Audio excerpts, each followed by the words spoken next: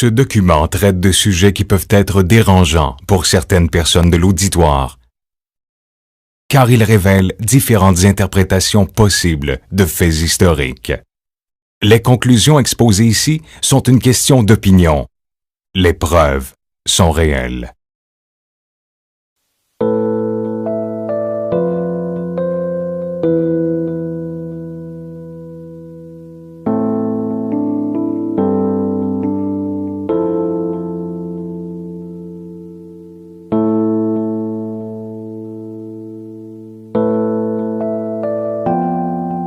Durant la deuxième moitié du 15e siècle, vivait un homme du nom de Léonard de Vinci. Son génie scintillait au travers tous les champs d'intérêt qu'il explorait. Ingénieur, architecte, philosophe, inventeur et musicien. La curiosité était le moteur de toutes ses entreprises. Il voua sa vie à la compréhension du monde, à l'anatomie ainsi qu'à l'étude des mécanismes pour arriver à multiplier la force physique.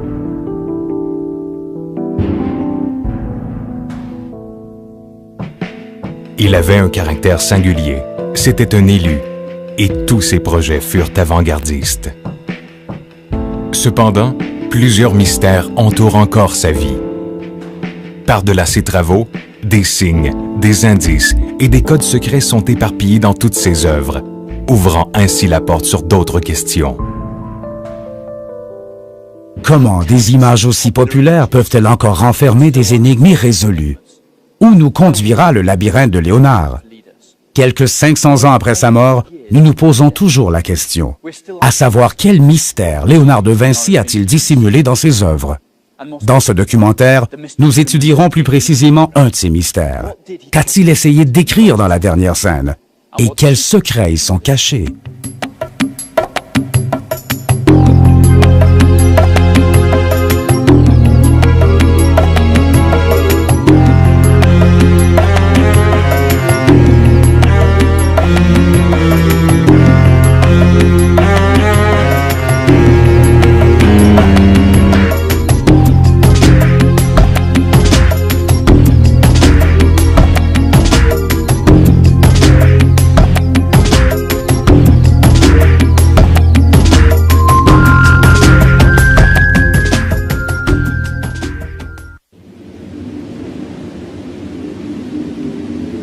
L'année 0 marque le début du christianisme. En résultera l'émergence de l'Église catholique et son influence sur la culture occidentale.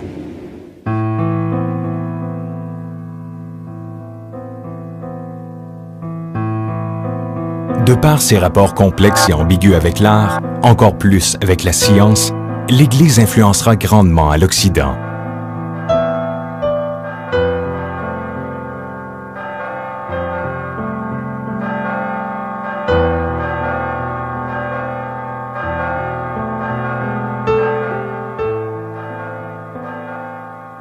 C'est ici, en Toscane, en 1452, que l'insatiable génie de Léonard de Vinci vit le jour.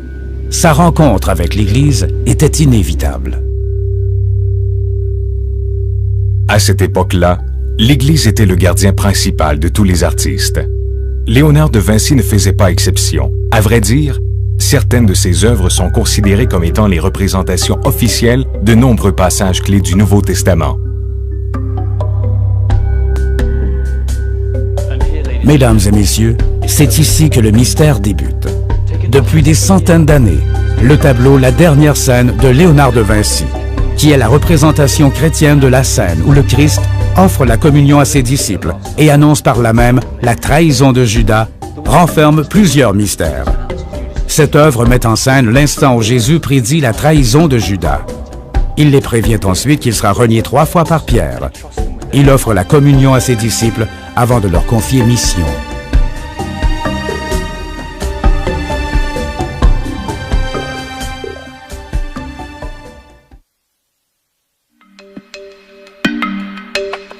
Avec le pain, le vin et la croix, le calice reste le symbole le plus commun du christianisme au travers des époques.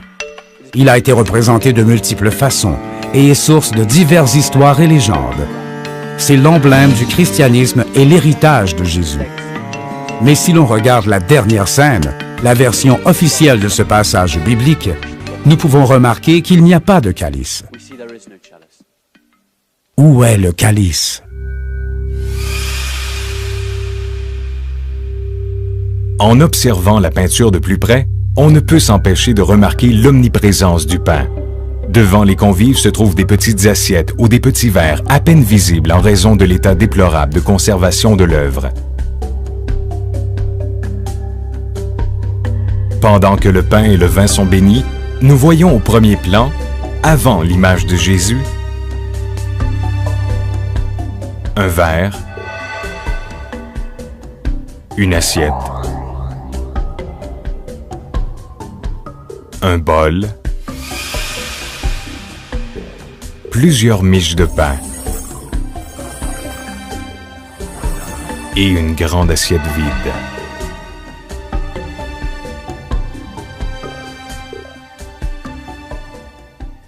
L'absence du calice n'est pas qu'une simple omission. Elle est le premier indice de plusieurs secrets dissimulés dans cette toile dite de la dernière scène. Pourquoi Léonard n'a-t-il pas peint le calice? Il est probable que cette peinture a pour but de nous laisser entrevoir une version différente de la vie du Christ. Peu de documents relatent la vie de Jésus. En plus des 4 livres de la Bible communément acceptés par l'Église, l'Évangile selon Matthieu, Marc, Luc et Jean, il existe d'autres textes. Ces textes ont été écrits par les premiers chrétiens.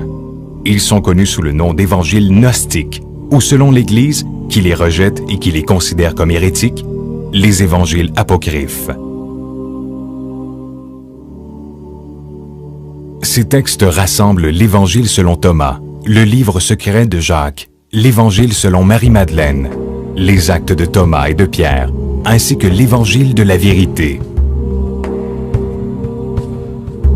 Ces textes relatent une histoire plutôt différente de celle habituellement admise et acceptée par l'Église. Ils ont été expressément rejetés et exclus de la Bible par l'Église. Ces textes racontent une histoire qui a été réduite au silence. Ils nous présentent un Jésus différent de l'homme que nous avons appris à connaître.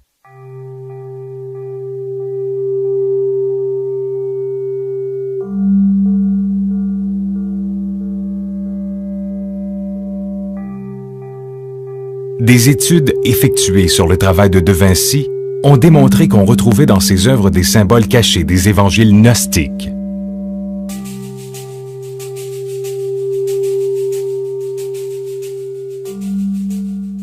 Si ceci est vrai, on peut se demander quelle histoire de Jésus Léonard de Vinci essaie-t-il de nous exposer dans la dernière scène. L'absence du calice n'est que la partie visible de l'iceberg. Dans cette version de Léonard, il y a une épouse et donc une possible descendance. Il y a un poignard, des conspirateurs, des secrets et les gardiens de ces secrets.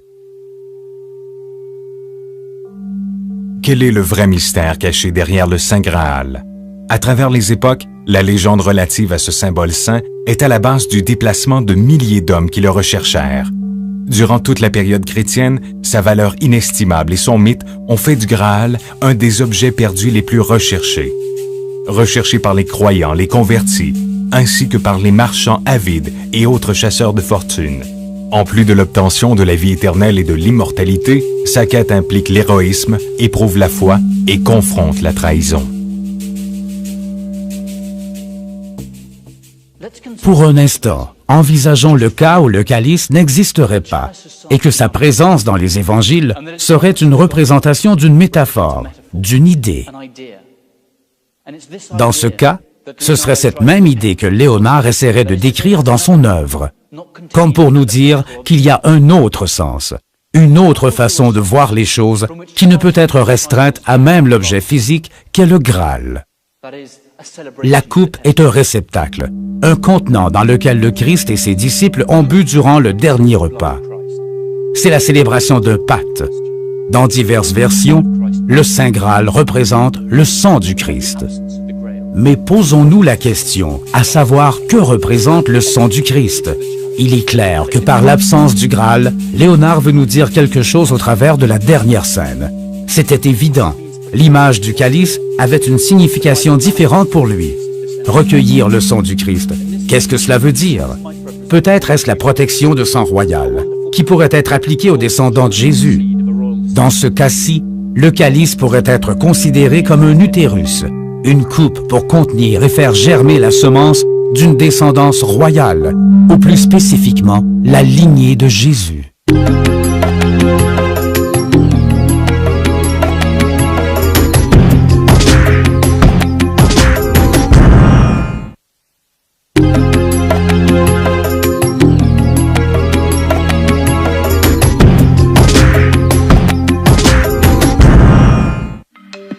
Résumons. Nous avons un artiste comme Léonard de Vinci, un génie à plusieurs facettes et personnalités, un homme qui a laissé derrière lui un testament qui regroupe des moments clés du christianisme. Il est à l'origine de grandes influences de son temps jusqu'à nos jours.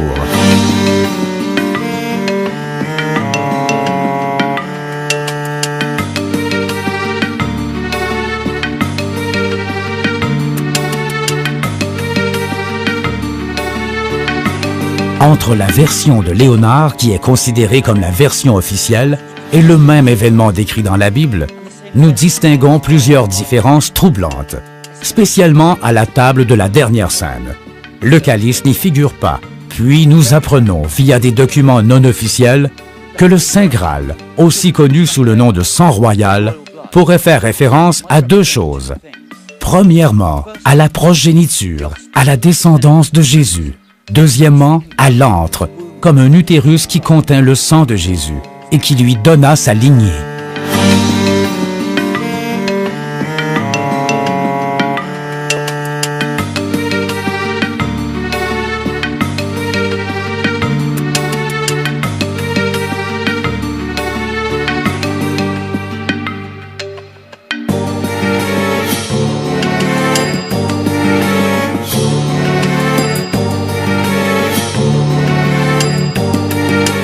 Mais un autre détail a son importance.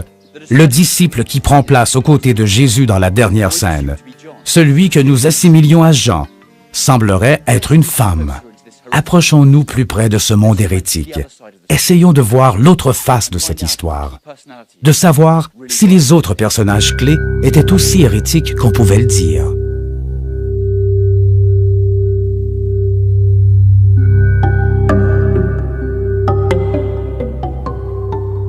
La version non officielle nous dit qu'il y a plusieurs documents qui racontent la vérité sur la vie de Jésus, des apôtres et sur le monde pré-chrétien.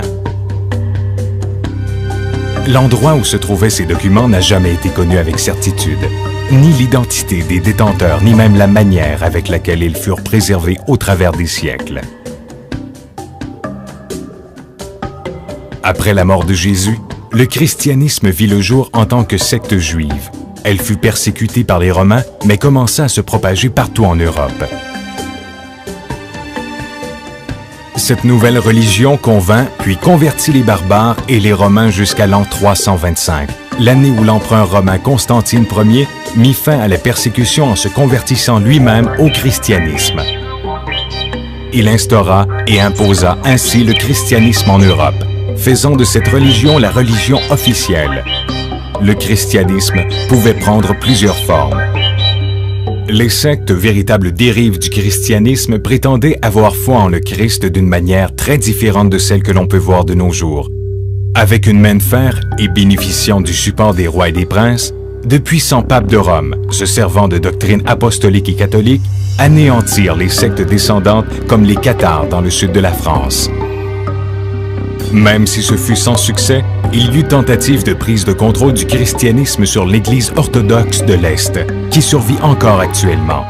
Mais au 8e siècle, la conquête musulmane débuta. Les Arabes attaquèrent et occupèrent d'autres parties de l'Europe et du Moyen-Orient. Dans une bataille pour le pouvoir au nom de la foi en l'an 1099, les chrétiens européens débutèrent les croisades. Celles-ci étaient des expéditions militaires ayant pour but de reconquérir la Terre Sainte. Les croisades ont donné le jour à des ordres militaires étranges, entourés de légendes et de spéculations. Parmi eux, l'ordre des pauvres chevaliers du Christ ou le temple des chevaliers.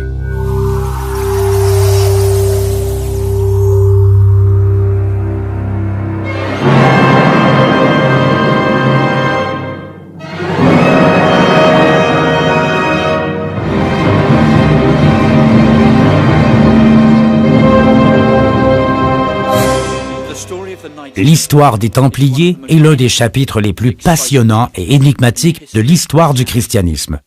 Revenons au début.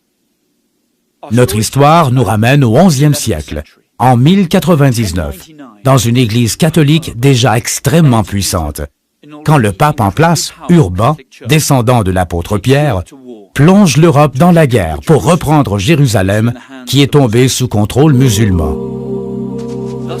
Ainsi commence la période dite des croisades.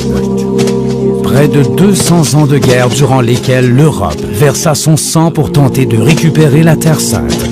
200 ans durant lesquels des chevaliers, des rois et même des enfants ont donné leur vie au nom de la foi, d'une foi aveugle. Et qu'ont-ils reçu en échange de leurs sacrifices? Que des royaumes éphémères.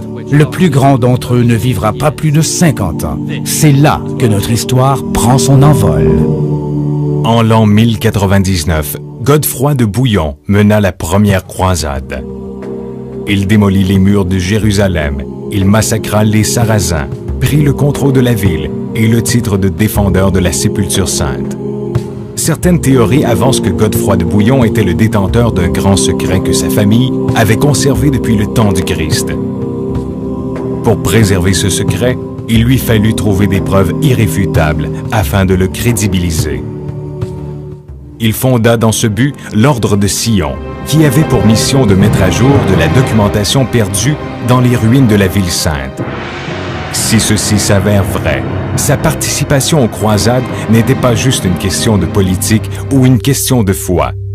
L'Ordre des pauvres chevaliers du Christ ou du Temple des Chevaliers a été créé à Jérusalem, sous le règne du cousin de Godefroy, Baldwin II. Le but déclaré des pauvres chevaliers consistait à la protection du pèlerinage chrétien.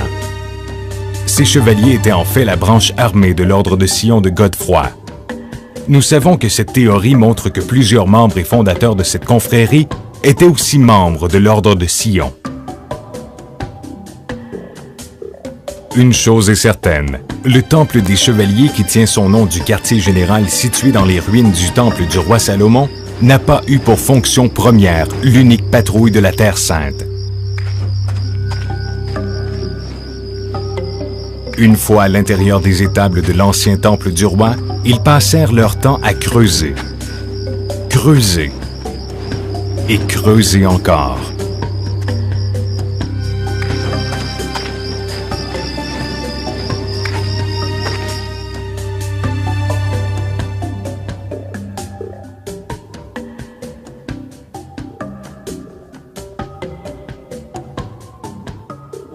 Pourquoi 9 Templiers, supposément en charge de la sécurité des pèlerins, se retrouvaient-ils à creuser dans les ruines du temple du roi Salomon? Et qu'ont-ils trouvé? Personne ne le sait.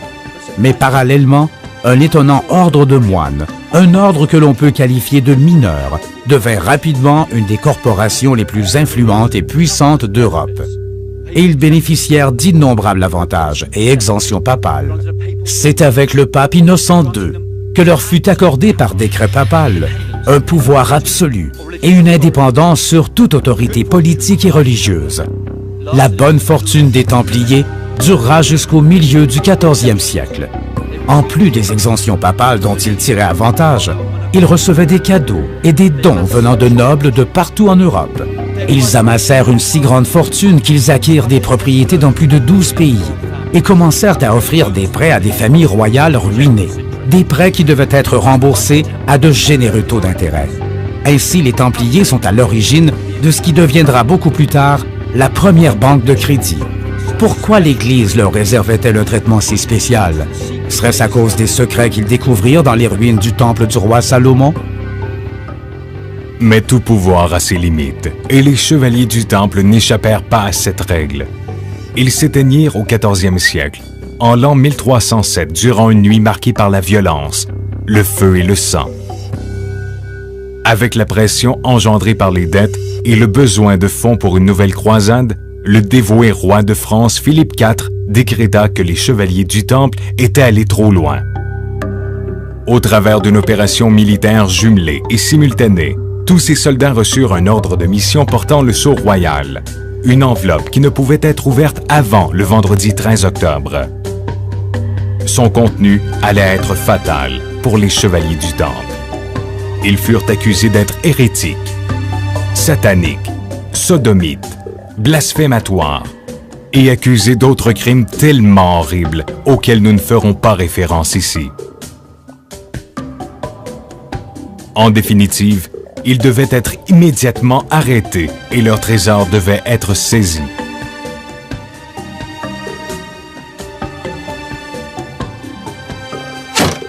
Une fois encore, la croix était trempée dans le sang. Jusqu'à la dissolution complète de cet ordre, plus de 2 siècles plus tard, les Templiers réussirent à préserver leurs secrets. La torture, la tourmente ne parvinrent pas à les dissuader et à leur faire évoquer ce qu'ils avaient trouvé. De toute évidence, l'information recueillie dans les ruines du roi Salomon méritait de perdre la vie pour être conservée.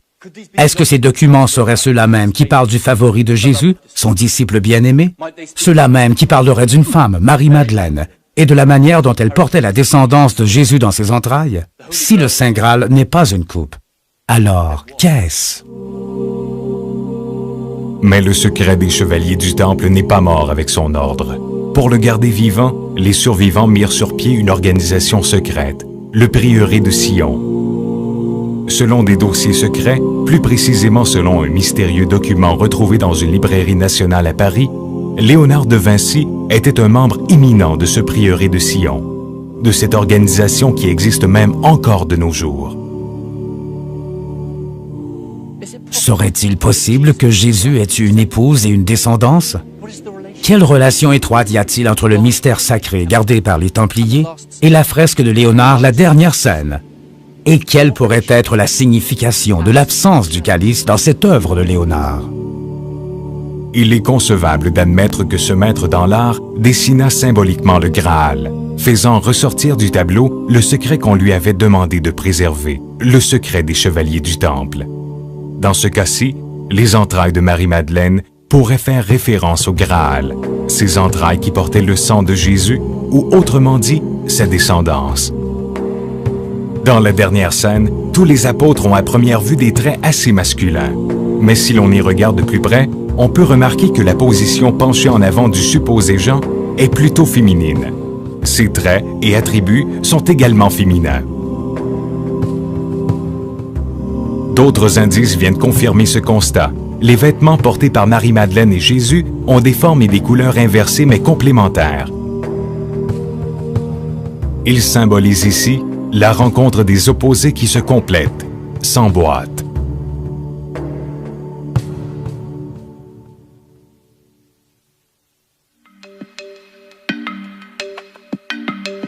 Léonard de Vinci scénarisait toujours ses œuvres, et ce de façon obsessive.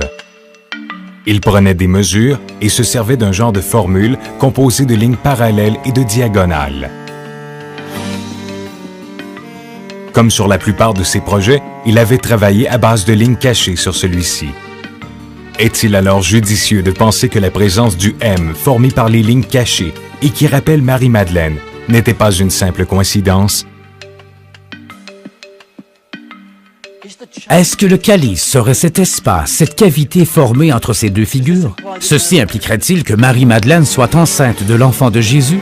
Qu'est-ce que Léonard de Vinci pouvait penser des femmes? La prédisposition de Léonard pour dépeindre des visages plutôt androgynes, au charme bien féminin et subtil, était notoire. Des visages aux allures presque divines, des contours d'une beauté implacable, impalpable et insaisissable. La féminité était toujours présente dans son travail.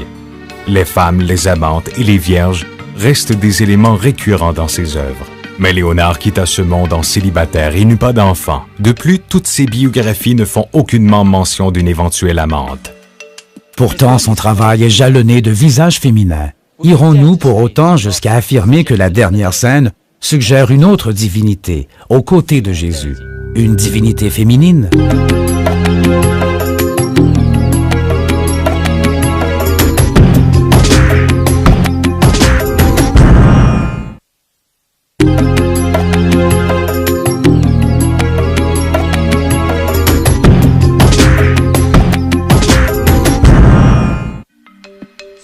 Avancer que Léonard a peint Marie-Madeleine et non l'apôtre Jean est une affirmation bien audacieuse. Cela nous amène à étudier de plus près le rôle de cette femme dans les évangiles. Deux contextes relatifs à deux visages dans la Bible ont toujours été difficiles à comprendre et à interpréter. Mais malgré tout, ils restent des éléments cruciaux de la vie de Jésus. Le premier fait référence à Jean le Baptiste, que certains considèrent être le cousin de Jésus. En ressort une relation contenue entre amour et rivalité. Le deuxième fait référence à Marie-Madeleine, elle qui lava les pieds de Jésus, elle qui était la seule femme présente à ses côtés sans avoir pour autant un lien de sang.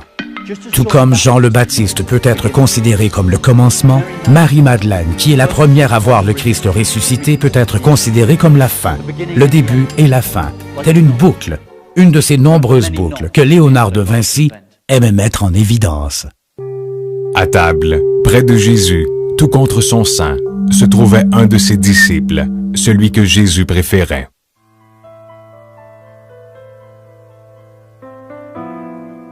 À vrai dire, l'idée que Marie-Madeleine, telle que le décrit la Bible, soit une prostituée, est loin d'être véridique. En revanche, chose certaine, la relation qu'elle entretenait avec Jésus était beaucoup plus complexe et intime que pouvaient le laisser supposer les écrits. Elle fait partie des femmes restées au pied de la croix. Les 4 évangiles officiels sont en accord pour reconnaître qu'à Pâques, elle est la première personne à s'approcher de la sépulture et à constater qu'elle était vide. N'est-il pas logique dans ce cas qu'il choisisse d'apparaître à la mère de son enfant? Peut-être que Marie-Madeleine fut choisie par Jésus pour être la vraie mère du christianisme, la femme repentie, la compagne fidèle qui porta sa semence, celle qui prit place à sa droite. Mais malgré tout, un voile obscur tomba sur Marie-Madeleine. Pourquoi? Tout au long de son histoire, l'Église catholique prend radicalement position contre les rapports sexuels, qui doivent avoir comme but, comme finalité, la reproduction seule. Le sexe tout court est considéré comme un péché et est associé à un sentiment de culpabilité, à la dénégation de la chair. Détail extrêmement important, Jésus n'aurait pas été directement illuminé par Dieu, car c'est le fils d'un couple choisi, d'une femme intacte, de la Vierge Marie, qui de ce fait avait un corps qui ne pouvait être souillé, et cela s'appliquait donc à sa descendance. De même, le fait qu'il n'y ait aucune famille dans l'ascension de Jésus implique une absence de femmes parmi ses apôtres. Les femmes furent persécutées par l'Inquisition qui leur mena une vraie chasse aux sorcières. Elles étaient qualifiées d'être perfides, corrompues et lascives. Comment se fait-il que ceux qui possédaient le savoir et le pouvoir spirituel aient une si grande crainte de la femme? Pour l'Église traditionnelle, la sexualité de Marie-Madeleine n'a pas été difficile à exploiter. Marie-Madeleine est considérée comme la femme aux 7 démons, la pécheresse. Avec cette image, il est logique de considérer le contact de la chair comme une déficience qui nécessiterait rédemption. Il y a par contre une question très troublante qui reste sans réponse et qui est devenue un tabou. Juste la mentionner est un péché. La sexualité du Christ. Y a-t-il une raison réelle qui nous pousse à croire au célibat du Christ ou qu'il le prônait? La réponse est non. Le présumé célibat de Jésus et de ses disciples est considéré comme une vérité indiscutable, mais n'est pas une conclusion si logique que cela. Être juif et ne pas avoir d'enfant était considéré comme une sorte de trahison au point de vue religieux. Un homme dans la trentaine sans enfant ou même sans femme aurait certainement attiré l'attention. D'ailleurs, les chroniques du temps n'auraient certainement pas omis de mentionner un tel fait, surtout si la personne en question était de notoriété publique. Tous étaient conscients que le Christ et ses inconditionnels avaient beaucoup d'ennemis, qui ne se seraient sûrement pas privés de se servir de telles allégations pour les qualifier d'homosexuels. En effet, à cette époque, l'homosexualité était un crime sévèrement puni. Dans les œuvres de Léonard de Vinci, les femmes dégagent de l'angélisme, une impalpable et éternelle pureté, tandis que les hommes dégagent de la force, de la violence et suscitent l'intrigue. Mais son rapport avec le féminin et le masculin allait s'avérer beaucoup plus complexe que cela. L'histoire nous apprend qu'en l'an 1476, un jeune garçon de 17 ans accusa un groupe de jeunes hommes de sodomite. Léonard de Vinci faisait partie de ce groupe et personne ne put le soustraire à effectuer 2 mois de prison. Il est intéressant aussi de noter à quel point tous les biographes qui se sont attachés à reconstituer sa vie ont tenté d'éviter cet épisode comme s'il s'agissait d'une imperfection disgracieuse. L'homosexualité de Léonard est un fait. Son jeune assistant Saleh et son ami Francesco Melzi apparaissent sur la liste des amants qu'il avait. Pour lui, les femmes étaient des êtres supérieurs, presque intouchables, telle une sorte de madone, de mère absente ou d'épouse d'un dieu. Léonard de Vinci était un personnage très charismatique. Il était fort séduisant et avait une grande force physique. Il pouvait littéralement courber un fer à cheval à main nue comme s'il était fait de plomb. Mais en même temps, il jouait fort bien d'instruments comme la flûte, la lyre et la mandoline. Il était aussi excellent cuisinier et conteur d'histoires. Dans ce contexte, il est difficile d'imaginer qu'un seul sexe pouvait satisfaire à toutes les différentes facettes de ses énergies. Pour lui, l'univers est un terrain de jeu. Cependant, affirmer que les créations de Léonard de Vinci étaient une façon indirecte d'exprimer ses préférences sexuelles est un concept inepte. La présence de Marie-Madeleine dans la dernière scène est bien plus que de la psychologie ou une déclaration d'identité sexuelle. C'est assurément une prise de position. Léonard de Vinci aurait supposément été membre d'une communauté secrète comme le prieuré de Sion, un groupe d'hérétiques qui défendait la position de Marie-Madeleine dans l'Église. En raison de la censure, cette pensée, cette prise de position morale et politique ne pouvait se transmettre, se communiquer que par symbolisme. Avec cette information, il est logique de se poser la même question qu'au départ. Pourquoi Léonard a-t-il peint une femme aux côtés de Jésus dans la dernière scène? La réponse est évidente. Il croyait qu'elle devait être là. À quel danger ce maître s'est-il exposé en décidant de révéler cette portion de la Bible? Pourquoi ce secret autour de ce message? Pourquoi la mère de l'Église fut-elle considérée comme pécheresse à peine après avoir lavé les pieds du Christ?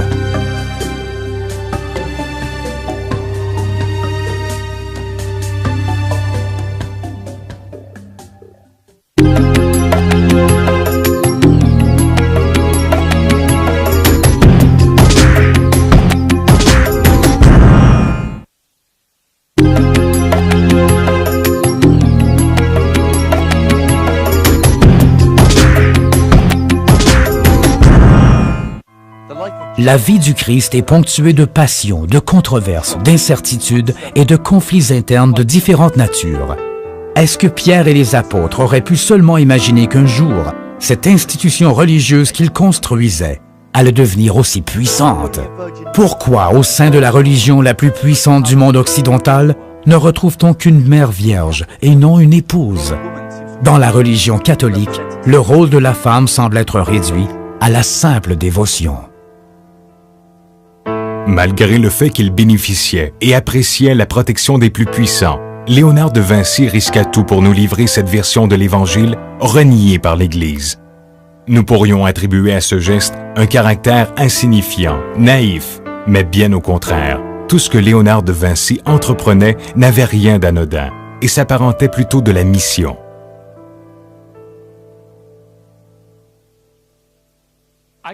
Léonard de Vinci, l'artiste, l'inventeur, le musicien et le philosophe, était investi d'une mission et sa vie tournait autour de cette dernière. Descendance directe des Templiers, Léonard de Vinci portait différentes casquettes. Un maître du prieuré de Sion, un gardien de l'origine véridique du Christ et de Marie-Madeleine, et un dépositaire de l'héritage du Saint Graal. Usant de divers costumes et déguisements, Léonard ne se serait jamais trahi lui-même. Ceci explique pourquoi sa vraie pensée et sa foi authentique transpiraient de ses œuvres. Celle-là même qu'il préférait passer sous silence et renier. Mais ce qui est dit, et comme l'artiste lui-même aimait à dire, la vision est l'outil principal pour arriver à la compréhension totale. La peinture est supérieure et prend de l'importance car elle ne disparaît pas. Léonard de Vinci. Son travail continue à faire parler et à nous interpeller. Peut-on imaginer Léonard participant à des cérémonies secrètes, exécutant des rituels anciens et interdits? De par ses nombreuses connexions dans la haute société et la classe moyenne, il était l'homme idéal pour ce genre d'activité. Il n'est pas difficile d'imaginer Léonard en tant qu'homme infatigable et extrêmement honorable, capable de communiquer et d'échanger avec toutes sortes de personnes. Sa réputation d'artiste fougueux, talentueux, ainsi que son grand spectre d'activités lui donnait l'opportunité d'être vu partout, sans susciter le soupçon. Étant donné que l'Église n'a jamais voulu que la nature de la relation entre Jésus et Marie-Madeleine voie le jour, Léonard fut amené à la dissimuler dans son œuvre. Effectivement, tout indique que le passage biblique mis en scène par De Vinci est tiré des textes gnostiques, des textes dont plusieurs chrétiens renient l'existence.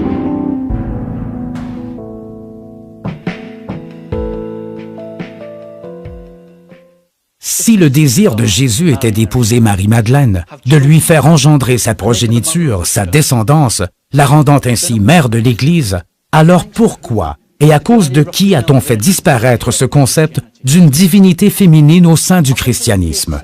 Jusqu'au IVe siècle en Europe, on retrouvait plusieurs sectes qualifiées d'hérétiques et qui tiraient leur fondement de la divinité en Marie-Madeleine.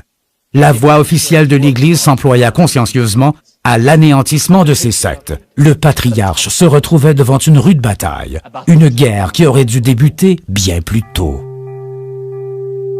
À table, tout contre le sein de Jésus, se trouvait un de ses disciples, celui que Jésus préférait. Nous revenons souvent à ce passage car il est un des rares à suggérer une vérité sur la présence de Marie-Madeleine dans la dernière scène. Regardez bien l'attitude du couple royal. Elle est représentative de l'intimité et de la confiance qui les unissait. Malgré le dédain que pouvaient avoir les disciples envers Marie-Madeleine, il y a des questions qu'elle seule posait à Jésus. Par exemple, qui allait dans un avenir proche les renier? Il est possible qu'elle puisse les entendre, qu'elle les écoute avec tolérance et résignation. Peut-être pouvait-elle lire dans l'agitation de ces hommes, lire dans leurs mains et anticiper leurs différents gestes. Dans cet instant de dévotion si confus, se retrouvait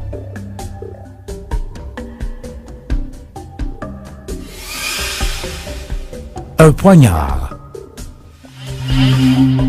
À qui appartient cette main qui tient le poignard? Et quelle est la symbolique de ce couteau?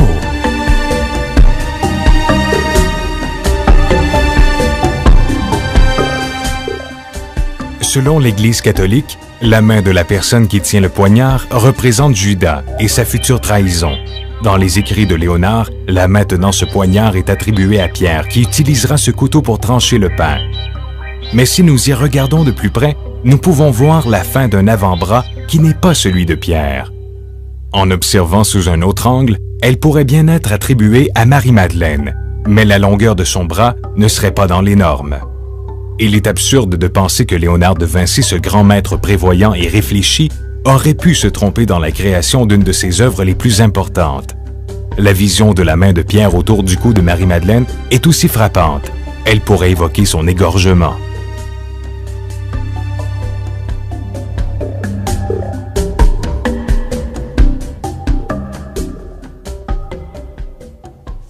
Les évangiles laissaient fréquemment sous-entendre que les disciples masculins avaient une compréhension limitée. Souvent, cette phrase revient. « Je ne l'ai certainement pas compris ». En référence à la jalousie de Pierre, la relation que Jésus entretenait avec Marie-Madeleine était récurrente. Pierre, le fondateur de l'Église catholique, représente le pouvoir politique. Marie, l'épouse de Jésus et mère de sa progéniture, représente la lignée spirituelle et la puissance divine. Est-il possible que Jésus ait été à la fois homme et saint, un homme juste et un pécheur saint?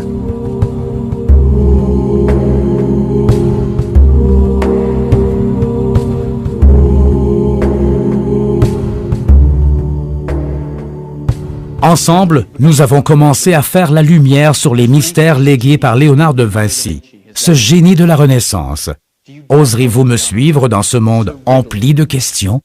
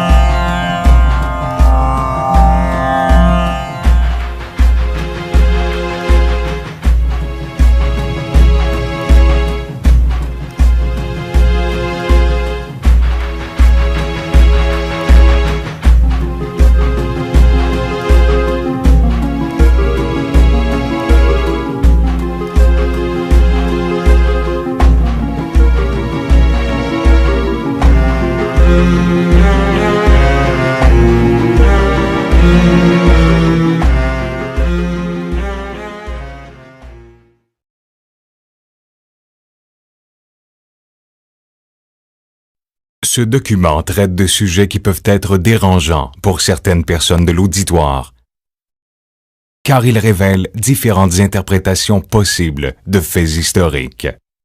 Les conclusions exposées ici sont une question d'opinion. Les preuves sont réelles.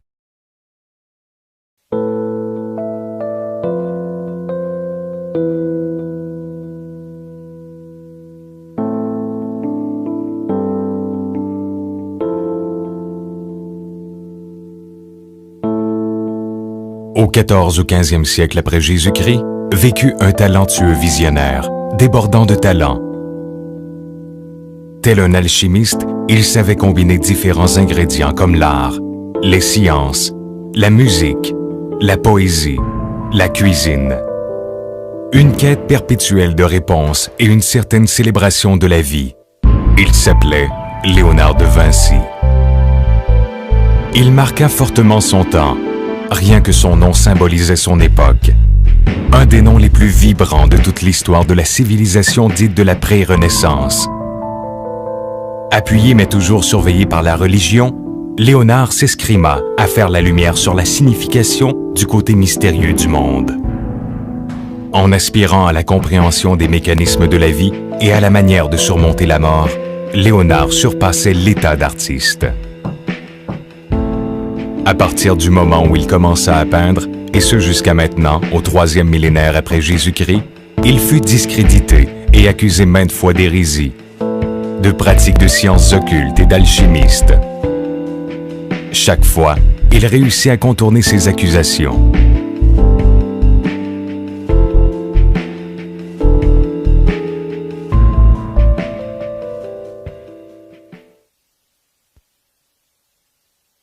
Il était plutôt compliqué pour un homme comme Léonard de se soustraire à toutes ces charges, spécialement s'il était étranger à tous les qualificatifs qu'on lui portait. Il était considéré comme un hérétique, un adepte de sciences occultes et par-dessus tout, comme un alchimiste. Dans le chapitre qui suit, nous explorerons les pistes laissées par Léonard vers le chemin de la connaissance, au travers son monde empli d'ésotérisme.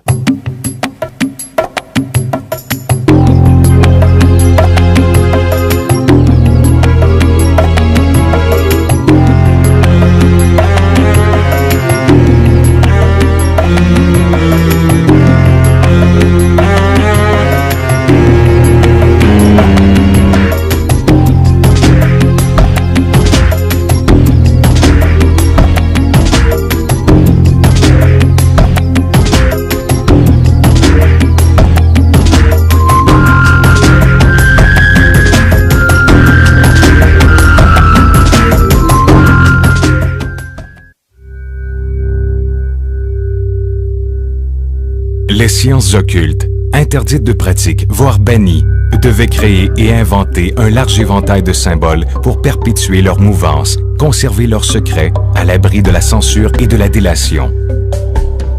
Comment des scènes qui évoquent la transmutation des éléments, la création de l'existence ou même la vie des anges pouvaient-elles être codées et symbolisées?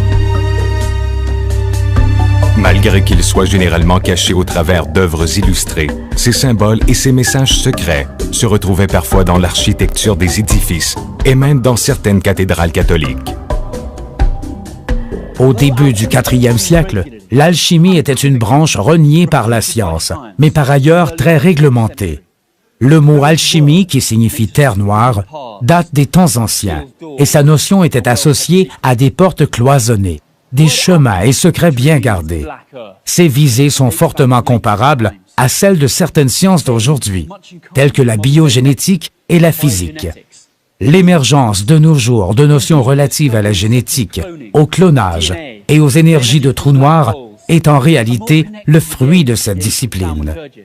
La seule mention du mot alchimie faisait référence à une recherche spirituelle, au mystère, à des formules de transformation et de transmutation. Ce domaine était considéré comme strictement réservé à Dieu. En termes de discipline, l'alchimie tente de trouver une formule qui permettrait de transformer n'importe quel métal en or. Bien entendu, il s'agit ici d'une métaphore et d'une quête beaucoup plus profonde et complexe. Certains principes de l'alchimie se retrouvent dans un livre de Platon intitulé Timée. Dans ce livre, le philosophe grec s'interrogea sur la composition de l'univers et sur la personne qui le créa. Il en arriva au fait que l'univers et la vie étaient composés de 4 éléments variant en proportion: le feu, l'eau, l'air et la terre. La proportion étant le 5e élément, l'élément essentiel permettant d'unir les 4 autres. Elle est unique et est l'essence même de la vie. L'étude et la maîtrise de cette proportion sacrée était l'ambition première de tout alchimiste.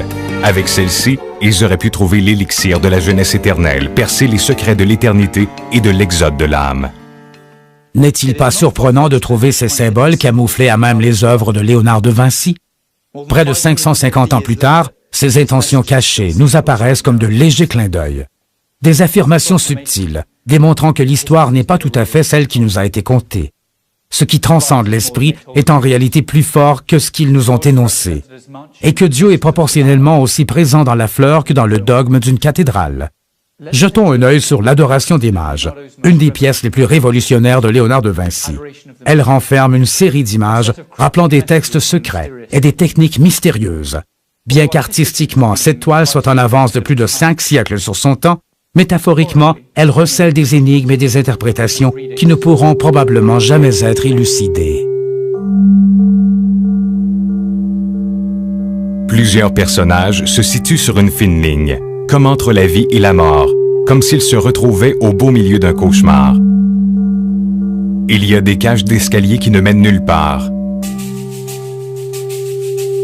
Des visages qui ne sont pas achevés. Des fantômes. Des chevaux. Et l'enfant Jésus au centre de la scène.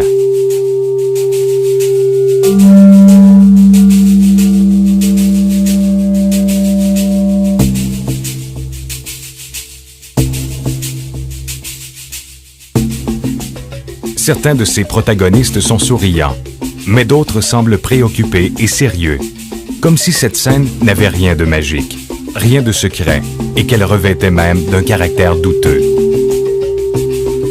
La cour du roi a plutôt l'air d'être plongée dans l'agitation.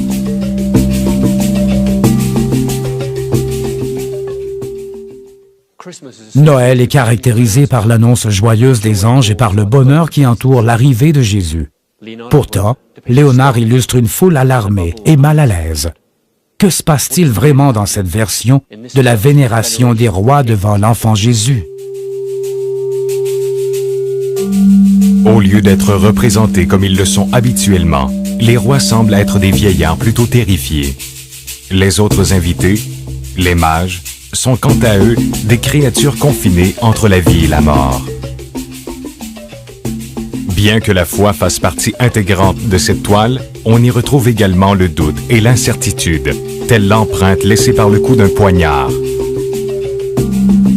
Il flotte ce sentiment lourd, comme si quelque chose de grave allait arriver. Les personnages paraissent hypnotisés par une faible lumière et attirés en un lieu où la vie n'a pas sa place. On n'y trouve rien de l'épiphanie officielle. Au lieu de cette expression de béatitude qu'ils arborent habituellement, les rois mages ont des visages abattus et suppliants. L'enfant Jésus, le personnage central de l'œuvre, nous apparaît morne, avec un visage sévère, presque adulte. Il n'est pas facile de trouver de la joie dans cette scène.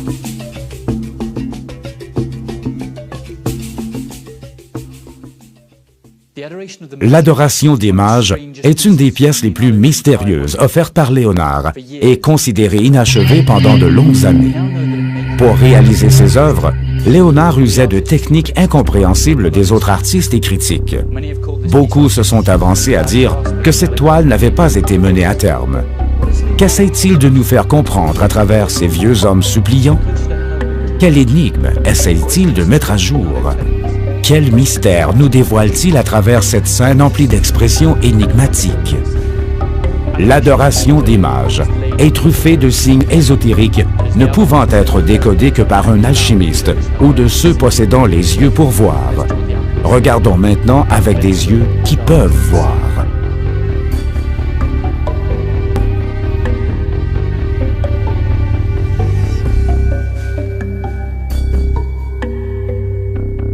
À travers cette œuvre, Léonard nous fait découvrir un paysage rempli de symboles imperméables.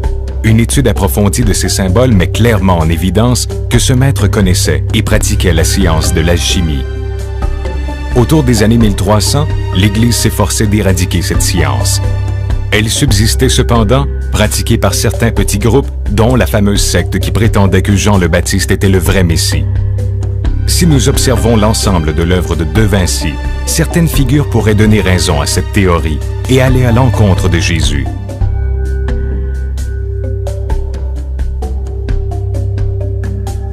Pour commencer, il y a cette espèce de large et gros caroubier qui fait référence à Jean le Baptiste. Selon la Bible, il mangeait son fruit pour son miel.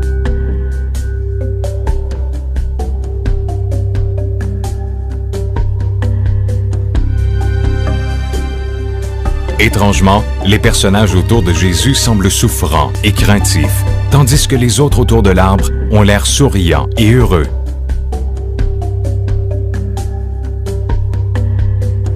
En outre, d'autres éléments caractéristiques de l'alchimie se retrouvent dans ce canevas. Ces trois hommes sages se prosternaient l'air abattu et se livraient à des offrandes. Parmi les cadeaux offerts à Jésus, il n'y a pas d'or. L'or, l'ultime quête de l'alchimiste. Le symbole de la transmutation, de l'élévation de l'esprit.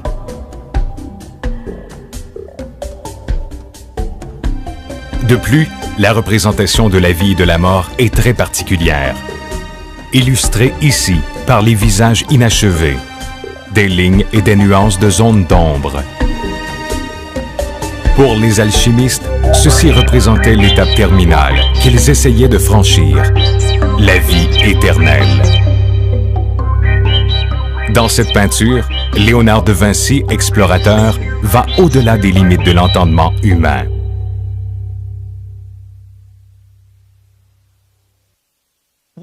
Quelle était la frontière précise entre la vie et la mort? Et que pouvait-on y trouver? Que signifiait la mort pour Léonard? Un monde parallèle? Une ascension cosmique?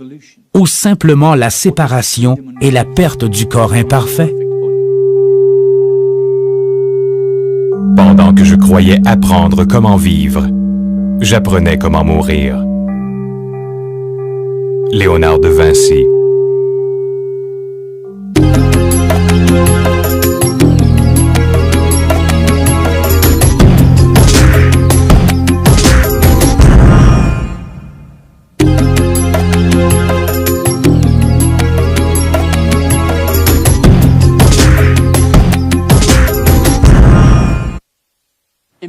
Des visages pris au piège l'espace d'un instant entre la vie et la mort. Seul un fervent observateur de la vie pouvait percevoir ainsi ce côté de l'existence.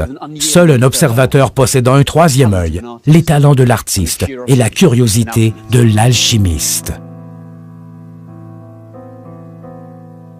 Au lever du jour, Léonard était souvent aperçu en train d'observer les faucons. Les après-midi, il se retrouvait fréquemment au marché, là où l'on vendait les oiseaux. Il aimait observer la vie, mais on pouvait aussi le croiser dans les hôpitaux, où les personnes âgées, avec leur peau sèche comme de vieux parchemins, annonçaient la fin de la vie. Supposément, pour leur tenir compagnie durant les derniers instants de la vie, Léonard les assistait et observait de près les derniers souffles. Tout cela ne constitue cependant pas toutes les activités qu'il affectionnait.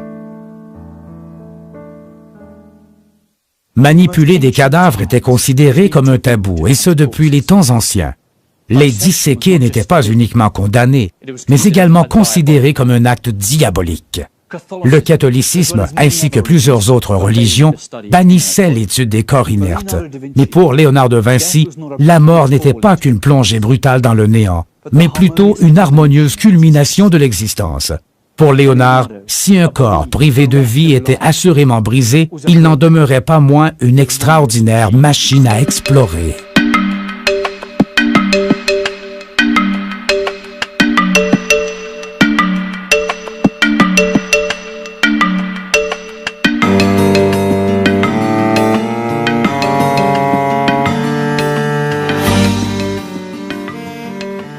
Léonard faisait souvent des visites nocturnes dans les morgues des hôpitaux, des visites pour lesquelles il payait. Pour plus de discrétion, il préférait attendre la tombée de la nuit, moment qu'il pensait plus approprié pour s'adonner à ce passe-temps. Il entrait dans ces morgues non pas en tant que profanateur, mais en tant que scientifique. Initialement, pour Léonard, c'était une montée d'adrénaline, les prémices de sa fascination, une fascination qu'il réservait pour plus tard. Des corps couverts et en décomposition avancée, une chandelle, la gestuelle finale de l'art de la vie, le grand silence. Tel le brouillard, il rôdait, sa main tenant maladivement son cahier de notes. Bravant les interdits et les tabous religieux, malgré les risques d'accusations éventuelles, rien ne pouvait arrêter ses recherches. Il avait passé des années à se préparer pour cette tâche. Son mentor lui avait répété maintes et maintes fois qu'un artiste se devait de connaître le corps humain en profondeur. Il devait comprendre la manière dont bouge un bras, la manière dont les muscles du visage s'articulent quand une personne pleure et même la manière dont les rides du visage se forment avec le temps. Mais Léonard allait bien plus loin que la simple anatomie. Il étudiait les cadavres pour découvrir des traces de leur dernier souffle. Léonard mit en évidence que la colonne vertébrale se constituait de 31 vertèbres et non de 30 comme on le croyait auparavant. La découverte de cette dernière vertèbre était essentielle à la compréhension du fonctionnement de la colonne. Léonard comprit les mécanismes, les secrets du mouvement. D'une arcane enfouie à même un cadavre humain, le premier accord de la symphonie de Dieu.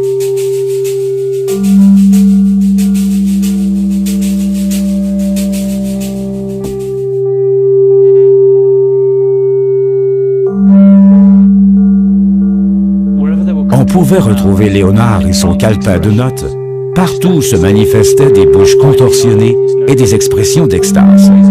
Toujours obsédé par l'instant où la vie quitte un corps, en la quête de l'essence de la vie et à la recherche des proportions exactes des choses. Est-il concevable qu'un homme aussi audacieux et curieux que Léonard de Vinci ne se soit jamais aventuré sur les sentiers mystérieux de l'alchimie, les pratiques qui allaient à l'encontre des dogmes officiels, telles que l'explication de l'âme, même si elles étaient conduites par la raison et avaient pour finalité la connaissance, ont toujours été qualifiées d'hérétiques.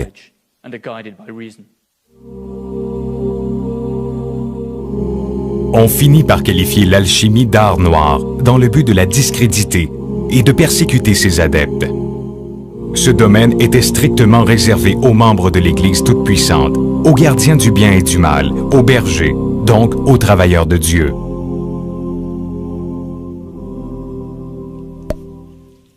Pour éviter les obstacles, Léonard reniait son statut d'alchimiste et s'affirmait comme un scientifique et naturaliste. Une fois les interrogations apaisées, son chevalet se transformait en table, sa palette en échelle et son canevas en creuset. Il avait de grandes ambitions. En essayant de décortiquer les procédés de Dieu, il cherchait à les comprendre, à atteindre l'âme et la cerner par des mécanismes. Il voulait, en utilisant ces différents mécanismes et en les alliant avec les éléments de l'univers, créer une machine vivante et parfaite. Toute chose a un mécanisme, une manière de fonctionner. Tous les systèmes peuvent être reproduits. Tout ce qui nous manque, c'est une formule pour y parvenir. Léonard de Vinci. À l'époque de la Renaissance, Léonard n'était point satisfait des réponses que lui offrait la religion et était à la recherche de ses propres réponses. Que nous reste-t-il de la vie une fois qu'elle nous abandonne? Dieu n'allait pas lui imposer un mode de vie. Est-ce qu'en respectant la mort, elle lui livrerait ses secrets? Mais si seulement elle pouvait lui permettre d'explorer davantage.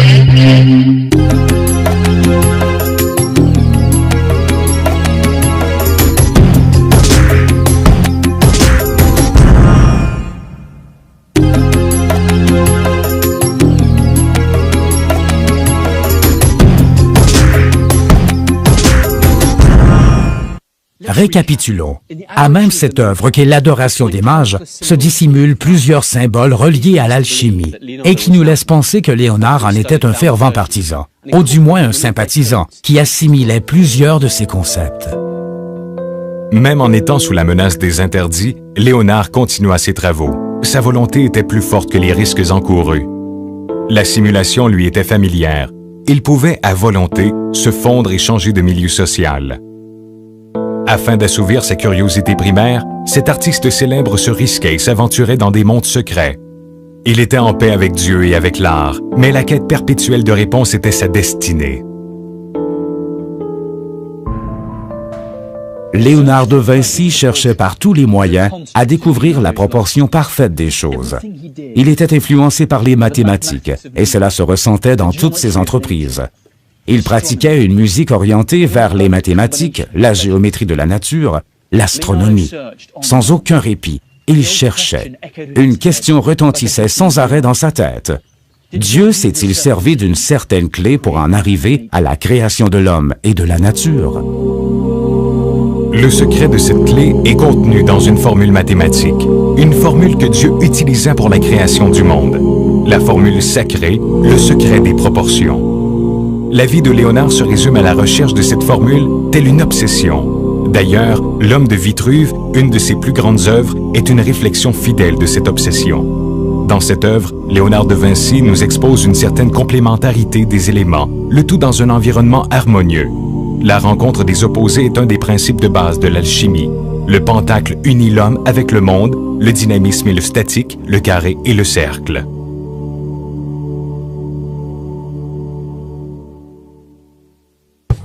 Tous les éléments tentent de s'unir dans un tout afin de se sauver. Peut-être l'inachèvement. Léonard de Vinci.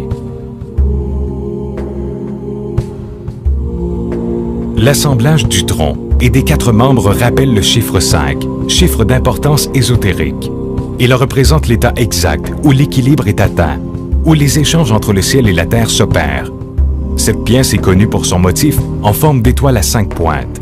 Dans certaines cultures, cette forme était décrite comme étant un pentacle, le symbole pré-chrétien associé à la nature. Elle représente l'harmonie entre les éléments féminins et masculins, le yin et le yang de l'Orient. Elle représente également la formule exacte qui révèle la composition de la balance qui équilibre le monde. Créer la vie, comme élaborer une potion magique, nécessite le mélange et le dosage d'épices qui, les unes après les autres, forment le magma. La fameuse recette tant convoitée par les alchimistes qui a permis, en associant les différents éléments que sont le feu, l'eau, l'air et la terre, et ce dans les bonnes proportions, la création de l'univers. Les notes personnelles de l'alchimiste nous mènent à la connaissance du corps, de sa chimie, à l'étude de ses limites, à l'étude de la vie et de la mort. Il nous indique comment arriver à se nourrir. Cuisiner avec Léonard présentait plusieurs avantages et autres satisfactions. On apprenait l'investigation, la création, le mixage et surtout, on y prenait plaisir. Léonard de Vinci cuisinait en étant ouvert vers l'extérieur, vers les nobles et l'homme moyen. Il trouva dans la cuisine et dans certaines activités mondaines le moyen idéal pour combiner sa soif d'exploration et sa recherche de la proportion parfaite. Dans tous les cas, en cuisinant, il ne perdait de vue ses principes et sa constante recherche. La cuisine, tout comme l'alchimie, rassemble une série de valeurs rattachées entre elles par un lien de connivence. Dans ce cas-ci, c'est le talent seul et la personnalité de chacun qui combinerait ces éléments entre eux. C'est pourquoi, comme dans toute activité créatrice, en cuisine, chaque plat qui doit être considéré comme une création ne peut être répété et revêt d'un caractère unique. Mesurer, mesurer, enregistrer, compter, peser et mesurer harmonieusement. Comme il a été dit, donnez-moi un point d'appui et je déplacerai le monde. Léonard de Vinci aurait pu dire, donnez-moi la mesure exacte de chaque chose et je vous livrerai la nature de l'âme. Tout ce qui transitait par Léonard était compté et enregistré de manière obsessive. Des différents angles que peuvent avoir les rayons de lumière qui frappent un village, en passant par certains services qui composent un repas, jusqu'au rapport pouvant exister entre les membres d'un homme et le poids de son cœur. Quelle est la formule de l'univers?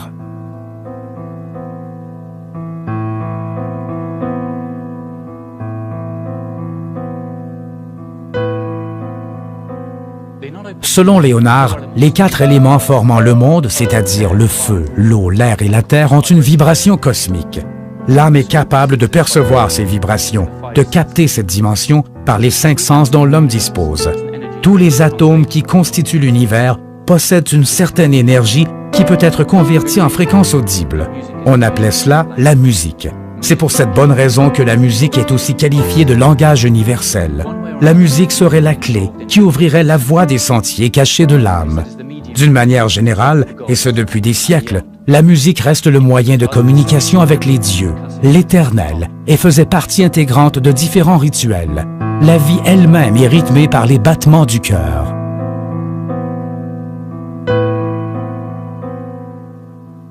Les alchimistes sont prédisposés à percevoir ce potentiel, ces pouvoirs mystiques que renfermait la musique.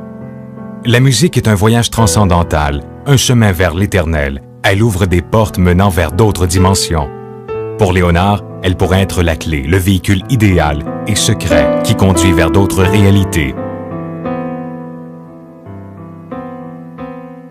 Peu de gens à Florence pouvaient rivaliser avec les talents de musiciens et de chanteurs que possédait Léonard. Il imagina et créa des instruments de musique de différentes formes, comme des flûtes, en forme de crâne, de cheval ou de ventre de poisson. En fait, Lorenzo de Médicis ne voyait pas Léonard comme un peintre, mais plus comme un musicien. Pourrait-il y avoir une relation entre Léonard le musicien et Léonard l'alchimiste? Grâce à son talent de magicien, il parvenait à confondre la réalité et ses limites devant son auditoire dans les cours royales.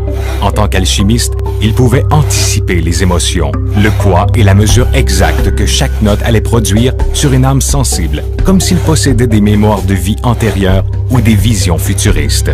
Tel un enfant curieux, Léonard jouait avec ses âmes. Il usait de déconstruction afin de mieux les comprendre.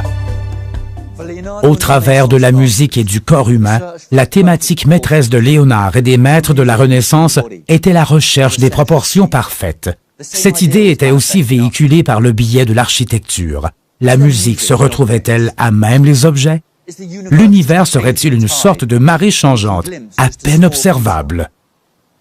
À cette époque, ces idées pouvaient paraître ésotériques. Mais avec le temps et l'avènement de la science, il était clair que Léonard ne faisait qu'effleurer plusieurs vérités que lui-même ne pouvait prouver.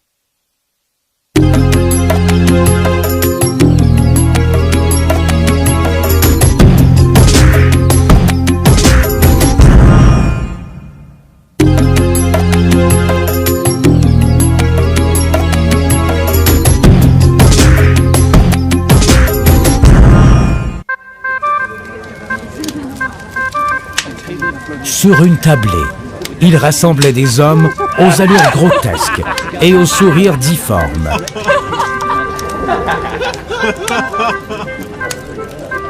Il les saoulait et leur racontait des blagues, jusqu'à temps que le rire contorsionne leur visage.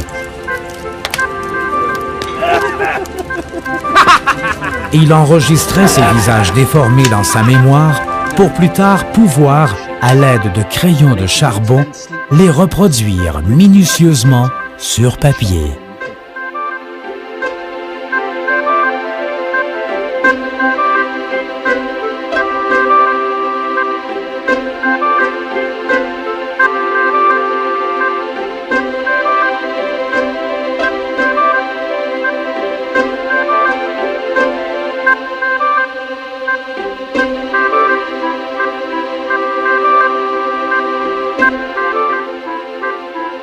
La beauté et la laideur semblaient se donner mutuellement une certaine forme de puissance.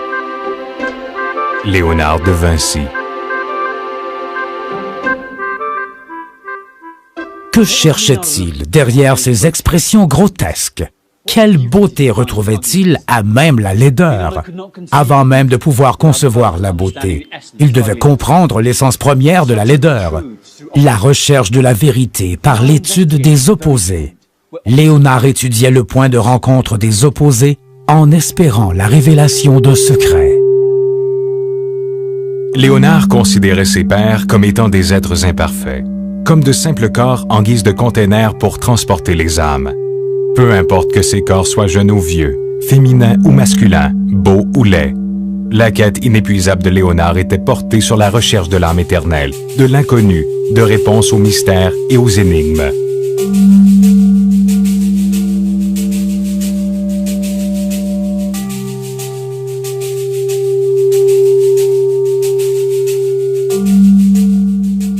Est-ce que la vie portait en elle le germe de la mort? Léonard représentait-il la part harmonieuse ou laide de l'être humain?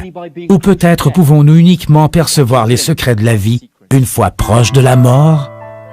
Tout ce que Léonard esquissait suivait une ligne logique et fluide.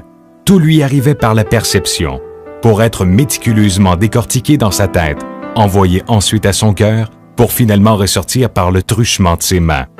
Sans aucun doute, cet ensemble ainsi constitué, mariant laideur et beauté, vieillesse et jeunesse, féminin et masculin, était transformé et rendu sacré. Avec chaque détail, Léonard pouvait exprimer des idées et décrire des mécanismes complexes, tels ceux d'une machine ou la puissance du saut d'un cheval. Il est coutume de dire que la peinture est le mode de vie de Léonard. En fait, elle est la seule activité qu'il n'abandonna jamais. Il s'essaya à plusieurs disciplines et s'impliqua dans chacune d'elles. Mais en réalité, il vivait et s'extériorisait par son crayon et son pinceau. C'est ainsi qu'il remplissait de réponses le vaste silence d'un canevas dénudé. Et c'est dans ces instants précieux qu'il se retrouvait vraiment. Le croquis d'une jeune femme à l'aspect de sorcière se regardant dans le miroir pouvait aisément être pris et présenté comme une confession de l'alchimiste Léonard. En revanche, si nous y regardons de plus près, nous pouvons distinguer les traits d'un vieil homme à l'intérieur du visage de la jeune femme. Sans être un concours de circonstances, ce vieil homme ressemble étrangement à de Vinci. Cette illustration évoque la notion de l'unité dans la dualité de l'androgynie. Elle révèle l'imperfection profonde et enfouie en chaque être. Léonard possédait ces deux êtres. Ils coexistaient en lui. Sur plus de 5 siècles, et sans doute encore pour longtemps, l'influence de Léonard s'est propagée. Essayons de mesurer à quel point son travail a pu affecter ses contemporains. Que pensait-il de ce génie? Le percevait-il comme un artiste hors du commun, un rebelle ésotérique ou un maître de l'alchimie?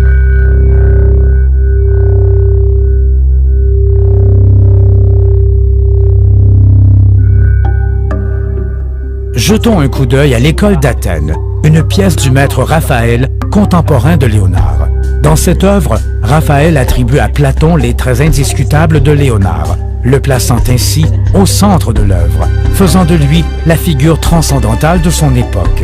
Si l'on regarde attentivement cette peinture, on observe un patchwork de personnages historiques de l'époque. La représentation de Platon sous le visage de Léonard par Raphaël n'est assurément pas une particularité fortuite de cette toile. Premièrement, le doigt pointé en direction du ciel est sans équivoque un geste relié à Jean le Baptiste. Dans toutes ses pièces, Léonard de Vinci utilise et répète ce même geste. D'une certaine façon, cet acte symbolisait sa rébellion secrète face au dogme. Le second détail est beaucoup plus frappant.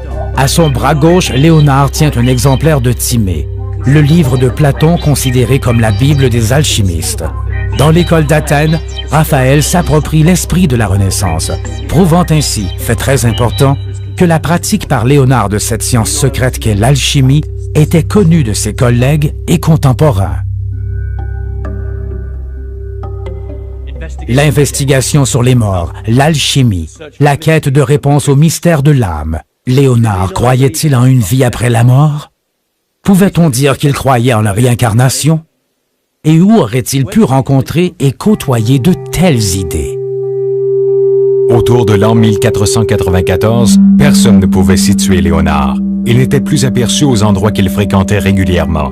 Même si la rumeur voulait qu'il voyageât vers l'Orient, la plupart des biographes doutent de ce fait. Les cahiers de notes de Léonard offrent une description détaillée du mont Taurus en Égypte. En arrière-plan, dans plusieurs de ses œuvres, on peut retrouver certains paysages inspirés de l'Orient. Nous pouvons ressentir cette influence dans son travail d'artiste et d'alchimiste. Les biographes affirment également qu'il était végétarien et qu'il avait un profond respect pour les animaux. La destruction de la nature par l'homme l'inquiétait également. Cette philosophie est aussi très répandue du côté des terres du soleil levant. Ceci est plus qu'une simple coïncidence, spécialement si l'on considère les multiples indices qui suggèrent que sa mère, Katharina, était une esclave du Moyen-Orient.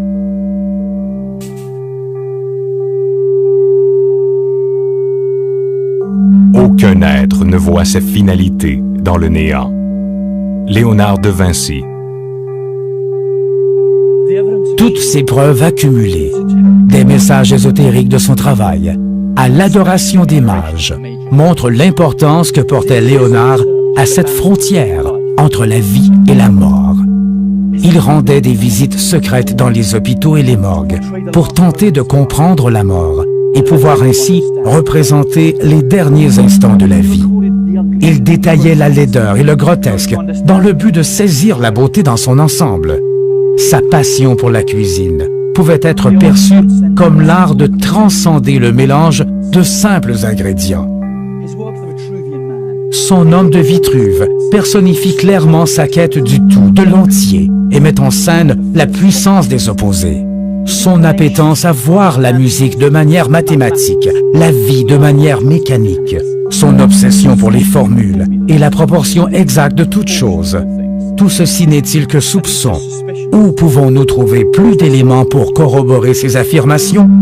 Pendant que Léonard créait les plus grandes œuvres de l'histoire de l'humanité à l'aide d'huile et de teinture, n'aurait-il peut-être pas mis le doigt sur la quintessence des choses? Certains croient que les écrits de Léonard n'ont pas tous été retrouvés. Léonard lui-même les aurait-il détruits?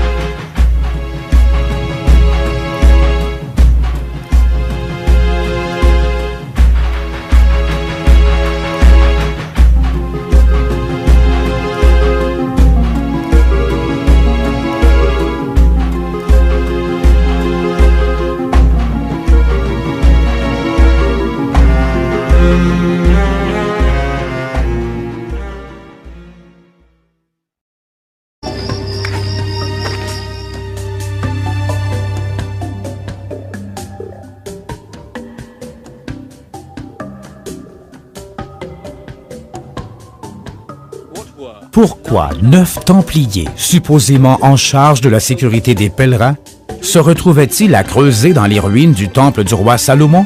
Et qu'ont-ils trouvé? Personne ne le sait. Mais parallèlement, un étonnant ordre de moines, un ordre que l'on peut qualifier de mineur, devint rapidement une des corporations les plus influentes et puissantes d'Europe. Et ils bénéficièrent d'innombrables avantages et exemptions papales. C'est avec le pape Innocent II que leur fut accordé par décret papal un pouvoir absolu et une indépendance sur toute autorité politique et religieuse. La bonne fortune des Templiers durera jusqu'au milieu du XIVe siècle. En plus des exemptions papales dont ils tiraient avantage, ils recevaient des cadeaux et des dons venant de nobles de partout en Europe. Ils amassèrent une si grande fortune qu'ils acquirent des propriétés dans plus de 12 pays et commencèrent à offrir des prêts à des familles royales ruinées. Des prêts qui devaient être remboursés à de généreux taux d'intérêt. Ainsi, les Templiers sont à l'origine de ce qui deviendra beaucoup plus tard la première banque de crédit. Pourquoi l'Église leur réservait-elle un traitement si spécial? Serait-ce à cause des secrets qu'ils découvrirent dans les ruines du temple du roi Salomon? Alors judicieux de penser que la présence du M formé par les lignes cachées et qui rappelle Marie-Madeleine n'était pas une simple coïncidence. Est-ce que le calice serait cet espace, cette cavité formée entre ces deux figures? Ceci impliquerait-il que Marie-Madeleine soit enceinte de l'enfant de Jésus? Qu'est-ce que Léonard de Vinci pouvait penser des femmes? La prédisposition de Léonard pour dépeindre des visages plutôt androgynes, au charme bien féminin et subtil, était notoire. Des visages aux allures presque divines, des contours d'une beauté implacable, impalpable et insaisissable. La féminité était toujours présente dans son travail. Les femmes, les amantes et les vierges restent des éléments récurrents dans ses œuvres. Mais Léonard quitta ce monde en célibataire et n'eut pas d'enfant. De plus, toutes ses biographies ne font aucunement mention d'une éventuelle amante. Pourtant, son travail est jalonné de visages féminins. Irons-nous pour autant jusqu'à affirmer que la dernière scène suggère une autre divinité, aux côtés de Jésus? Une divinité féminine?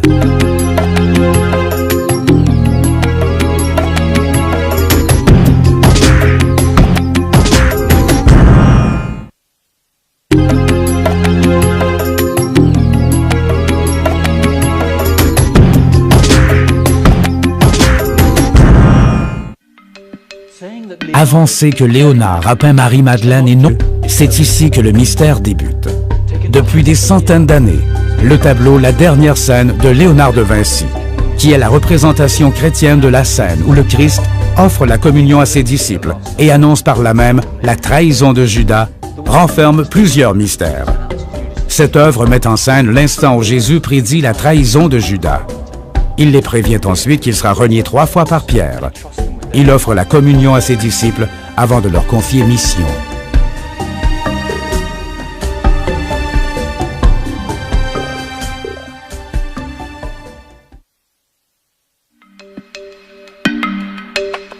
Avec le pain, le vin et la croix, le calice reste le symbole le plus commun du christianisme au travers des époques. Il a été représenté de multiples façons et est source de diverses histoires et légendes. C'est l'emblème du christianisme et l'héritage de Jésus. Mais si l'on regarde la dernière scène, la version officielle de ce passage biblique, nous pouvons remarquer qu'il n'y a pas de calice. Où est le calice?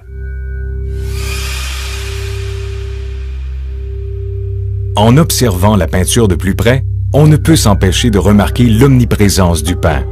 Devant les convives se trouvent des petites assiettes ou des petits verres à peine visibles en raison de l'état déplorable de conservation de l'œuvre.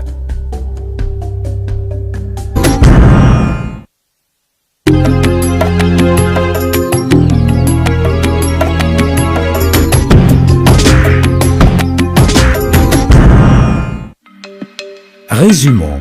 Nous avons un artiste comme Léonard de Vinci, un génie à plusieurs facettes et personnalités, un homme qui a laissé derrière lui un testament qui regroupe des moments clés du christianisme. Il est à l'origine de grandes influences de son temps jusqu'à nos jours.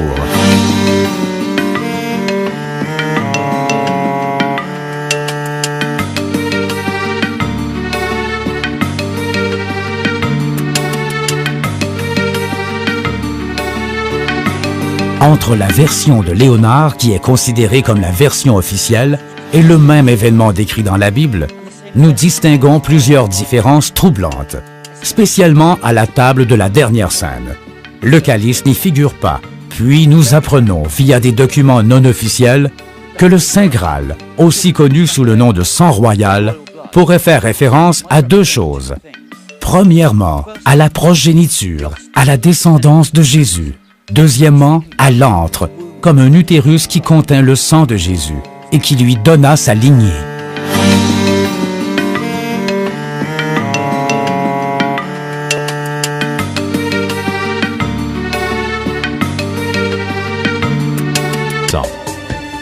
Jusqu'à la dissolution complète de cet ordre, plus de 2 siècles plus tard, les Templiers réussirent à préserver leur secret. La torture, la tourmente ne parvinrent pas à les dissuader et à leur faire évoquer ce qu'ils avaient trouvé. De toute évidence, l'information recueillie dans les ruines du roi Salomon méritait de perdre la vie pour être conservée. Est-ce que ces documents seraient ceux-là même qui parlent du favori de Jésus, son disciple bien-aimé? Ceux-là même qui parleraient d'une femme, Marie-Madeleine, et de la manière dont elle portait la descendance de Jésus dans ses entrailles? Si le Saint Graal n'est pas une coupe, alors qu'est-ce? Mais le secret des chevaliers du Temple n'est pas mort avec son ordre. Pour le garder vivant, les survivants mirent sur pied une organisation secrète, le prieuré de Sion. Selon des dossiers secrets, plus précisément selon un mystérieux document retrouvé dans une librairie nationale à Paris, Léonard de Vinci était un membre éminent de ce prieuré de Sion, de cette organisation qui existe même encore de nos jours. Serait-il possible que Jésus ait eu une épouse et une descendance? Quelle relation étroite y a-t-il entre le mystère sacré gardé par les Templiers et la fresque de Léonard, la dernière scène? Et quelle pourrait être la signification de l'absence du calice dans cette œuvre de Léonard? Il est concevable d'admettre que ce maître dans l'art dessina symboliquement le Graal, faisant ressortir En clé du christianisme, il est à l'origine de grandes influences de son temps jusqu'à nos jours.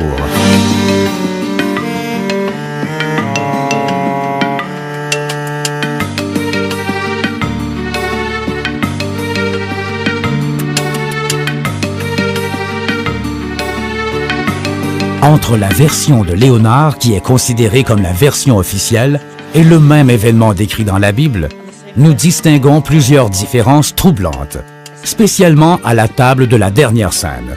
Le calice n'y figure pas, puis nous apprenons, via des documents non officiels, que le Saint Graal, aussi connu sous le nom de sang royal, pourrait faire référence à deux choses. Premièrement, à la progéniture, à la descendance de Jésus. Deuxièmement, à l'antre, comme un utérus qui contient le sang de Jésus et qui lui donna sa lignée.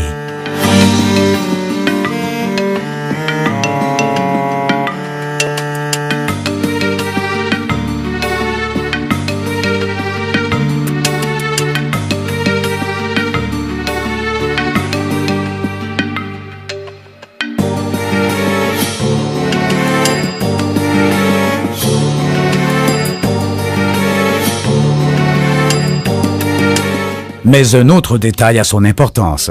Le disciple qui prend place aux côtés de Jésus dans la dernière scène. Celui que d'être là. À quel danger ce maître s'est-il exposé en décidant de révéler cette portion de la Bible? Pourquoi ce secret autour de ce message?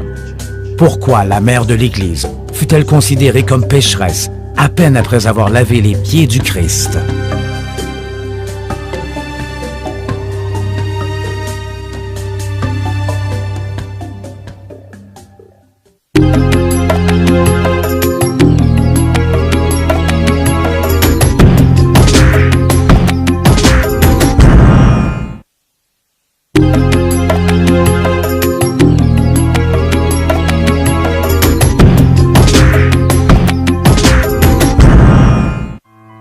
La vie du Christ est ponctuée de passions, de controverses, d'incertitudes et de conflits internes de différentes natures. Est-ce que Pierre et les apôtres auraient pu seulement imaginer qu'un jour, cette institution religieuse qu'ils construisaient allait devenir aussi puissante? Pourquoi, au sein de la religion la plus puissante du monde occidental, ne retrouve-t-on qu'une mère vierge et non une épouse? Dans la religion catholique, le rôle de la femme semble être réduit à la simple dévotion. Malgré le fait qu'il bénéficiait et appréciait la protection des plus puissants, Léonard de Vinci risqua tout pour nous livrer cette version de l'Évangile reniée par l'Église. Nous pourrions attribuer à ce geste un caractère insignifiant. Et leur racontait des blagues, jusqu'à temps que le rire contorsionne leur visage. Il enregistrait ces visages déformés dans sa mémoire pour plus tard pouvoir, à l'aide de crayons de charbon, les reproduire minutieusement sur papier.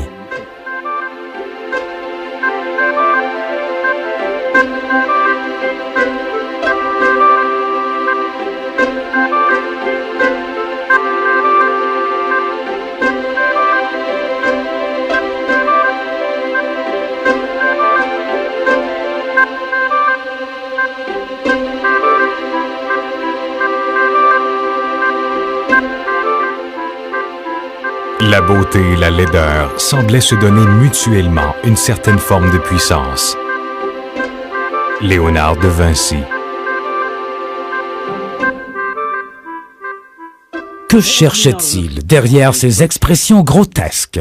Quelle beauté retrouvait-il à même la laideur? Avant même de pouvoir concevoir la beauté, il devait comprendre l'essence première de la laideur, la recherche de la vérité par l'étude des opposés. Léonard étudiait le point de rencontre des opposés en espérant la révélation d'un secret. Léonard considérait ses pairs comme étant des êtres imparfaits.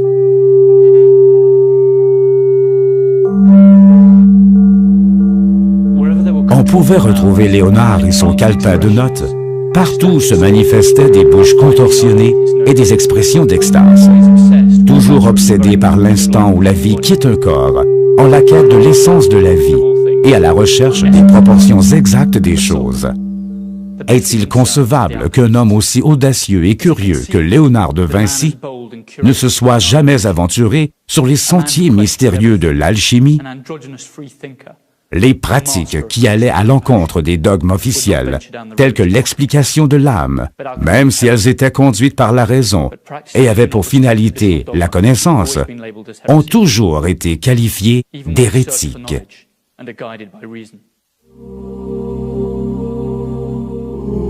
On finit par qualifier l'alchimie d'art noir dans le but de la discréditer et de persécuter ses adeptes. Ce domaine était strictement réservé aux membres de l'Église toute-puissante, aux gardiens du bien et du mal, aux bergers, donc aux travailleurs de Dieu.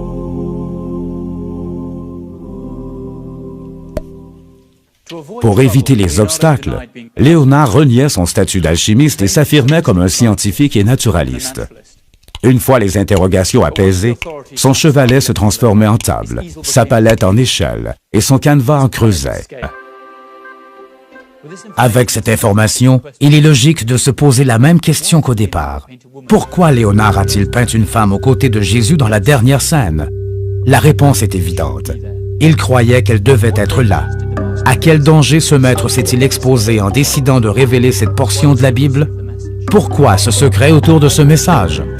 Pourquoi la mère de l'Église fut-elle considérée comme pécheresse à peine après avoir lavé les pieds du Christ?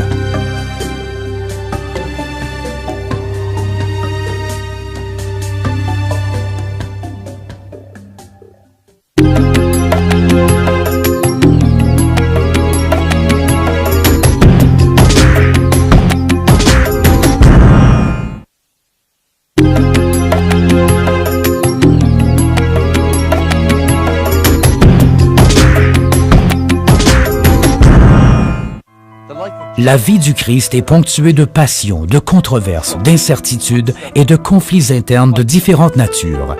Est-ce que Pierre et les apôtres auraient pu seulement imaginer qu'un jour, cette institution religieuse qu'ils construisaient allait devenir aussi puissante? Pourquoi, au sein de la religion la plus puissante du monde occidental, ne retrouve-t-on qu'une mère vierge et non une épouse? Dans la religion catholique, le rôle de la femme semble être réduit à la simple dévotion. Avant même de pouvoir concevoir la beauté, il devait comprendre l'essence première de la laideur, la recherche de la vérité par l'étude des opposés. Léonard étudiait le point de rencontre des opposés en espérant la révélation d'un secret. Léonard considérait ses pairs comme étant des êtres imparfaits, comme de simples corps en guise de containers pour transporter les âmes. Peu importe que ces corps soient jeunes ou vieux, féminins ou masculins, beaux ou laids. La quête inépuisable de Léonard était portée sur la recherche de l'âme éternelle, de l'inconnu, de réponses aux mystères et aux énigmes.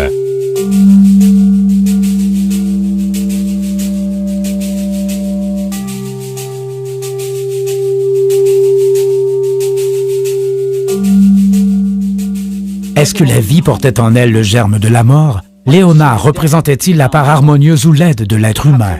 Ou peut-être pouvons-nous uniquement percevoir les secrets de la vie une fois proche de la mort?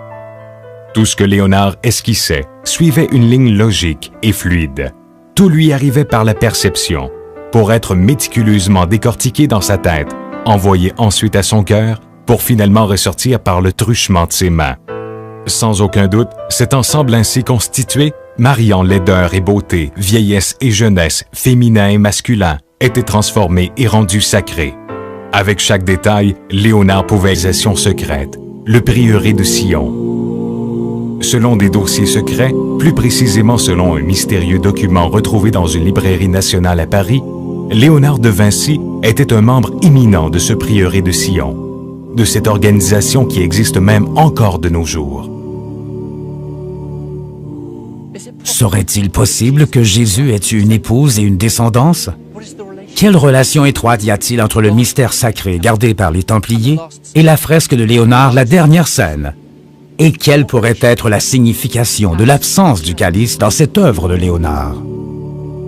Il est concevable d'admettre que ce maître dans l'art dessina symboliquement le Graal, faisant ressortir du tableau le secret qu'on lui avait demandé de préserver, le secret des chevaliers du Temple. Dans ce cas-ci, les entrailles de Marie-Madeleine pourraient faire référence au Graal, ces entrailles qui portaient le sang de Jésus, ou autrement dit, sa descendance. Dans la dernière scène, tous les apôtres ont à première vue des traits assez masculins. Mais si l'on y regarde de plus près, on peut remarquer que la position penchée en avant du supposé Jean est plutôt féminine. Ses traits et attributs sont également féminins. D'autres indices viennent confirmer ce constat.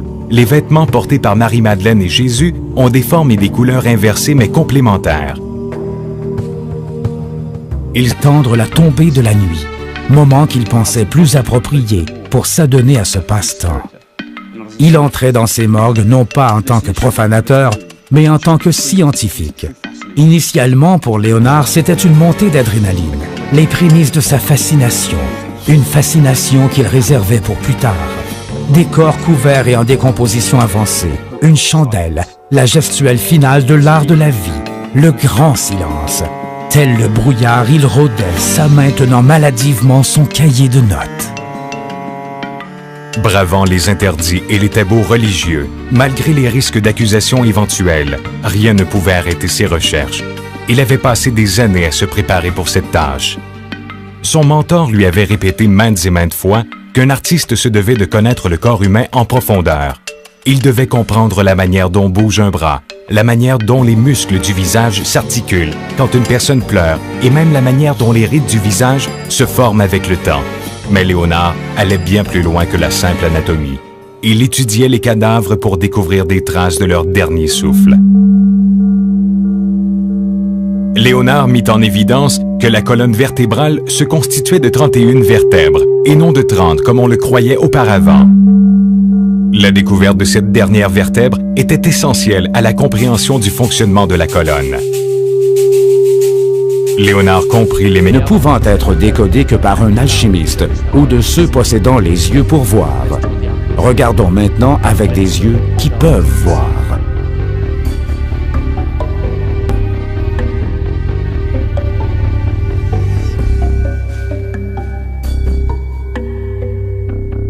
À travers cette œuvre, Léonard nous fait découvrir un paysage rempli de symboles imperméables. Une étude approfondie de ces symboles met clairement en évidence que ce maître connaissait et pratiquait la science de l'alchimie. Autour des années 1300, l'Église s'efforçait d'éradiquer cette science. Elle subsistait cependant, pratiquée par certains petits groupes, dont la fameuse secte qui prétendait que Jean le Baptiste était le vrai Messie. Si nous observons l'ensemble de l'œuvre de De Vinci, certaines figures pourraient donner raison à cette théorie et aller à l'encontre de Jésus.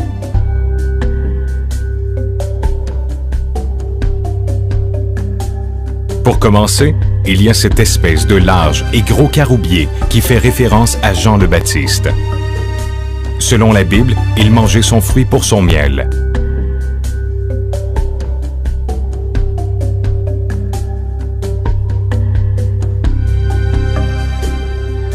Étrangement, les personnages autour de Jésus semblent souffrants et craintifs, tandis que les autres autour de l'arbre ont l'air souriants et heureux. Cinquième élément, l'élément essentiel permettant d'unir les quatre autres. Elle est unique et est l'essence même de la vie.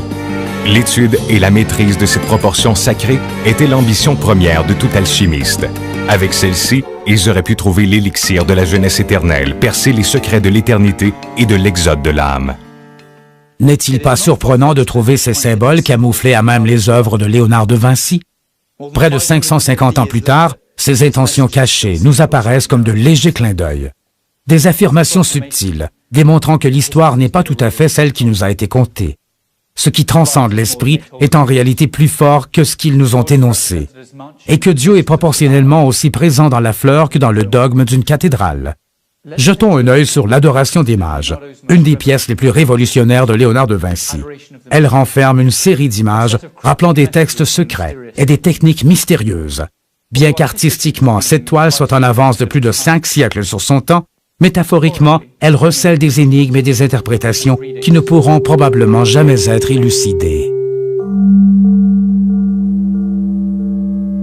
Plusieurs personnages se situent sur une fine ligne, comme entre la vie et la mort, comme s'ils se retrouvaient au beau milieu d'un cauchemar. Il y a des cages d'escalier qui ne mènent nulle part. Des visages qui ne sont pas achevés. Des fantômes. Manipuler des cadavres était considéré comme un tabou, et ce depuis les temps anciens. Les disséquer n'étaient pas uniquement condamnés, mais également considérés comme un acte diabolique. Le catholicisme, ainsi que plusieurs autres religions, bannissaient l'étude des corps inertes. Mais pour Léonard de Vinci, la mort n'était pas qu'une plongée brutale dans le néant, mais plutôt une harmonieuse culmination de l'existence. Pour Léonard, si un corps privé de vie était assurément brisé, il n'en demeurait pas moins une extraordinaire machine à explorer.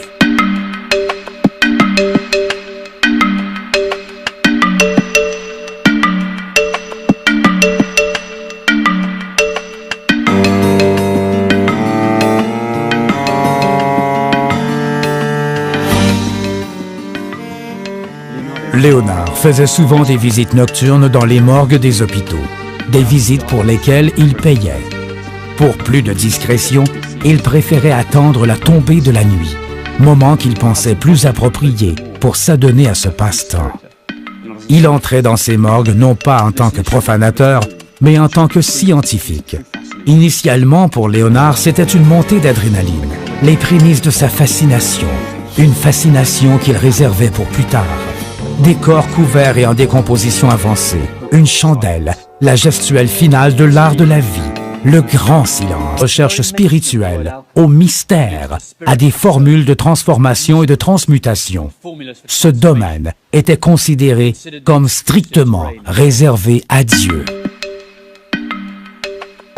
En termes de discipline, l'alchimie tente de trouver une formule qui permettrait de transformer n'importe quel métal en or. Bien entendu, il s'agit ici d'une métaphore et d'une quête beaucoup plus profonde et complexe. Certains principes de l'alchimie se retrouvent dans un livre de Platon intitulé Timée. Dans ce livre, le philosophe grec s'interrogea sur la composition de l'univers et sur la personne qui le créa. Il en arriva au fait que l'univers et la vie étaient composés de 4 éléments variant en proportion: le feu, l'eau, l'air et la terre.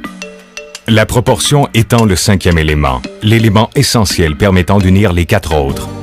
Elle est unique et est l'essence même de la vie. L'étude et la maîtrise de cette proportion sacrée était l'ambition première de tout alchimiste. Avec celle-ci, ils auraient pu trouver l'élixir de la jeunesse éternelle, percer les secrets de l'éternité et de l'exode de l'âme. N'est-il pas surprenant de trouver ces symboles camouflés à même les œuvres de Léonard de Vinci? Près de 550 ans plus tard, ces intentions cachées nous apparaissent comme de légers clins d'œil. Des affirmations subtiles, démontrant que l'histoire n'est pas tout à fait celle qui nous a été contée. Ce qui transcende l'esprit est en réalité plus fort que ce qu'ils nous ont énoncé.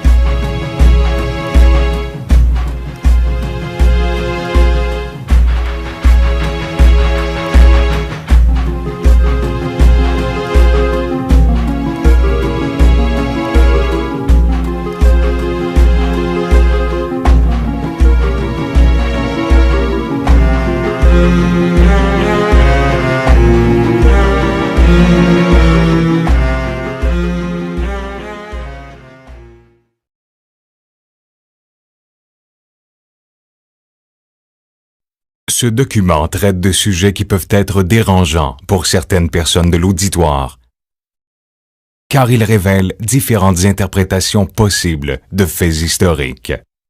Les conclusions exposées ici sont une question d'opinion. Les preuves sont réelles.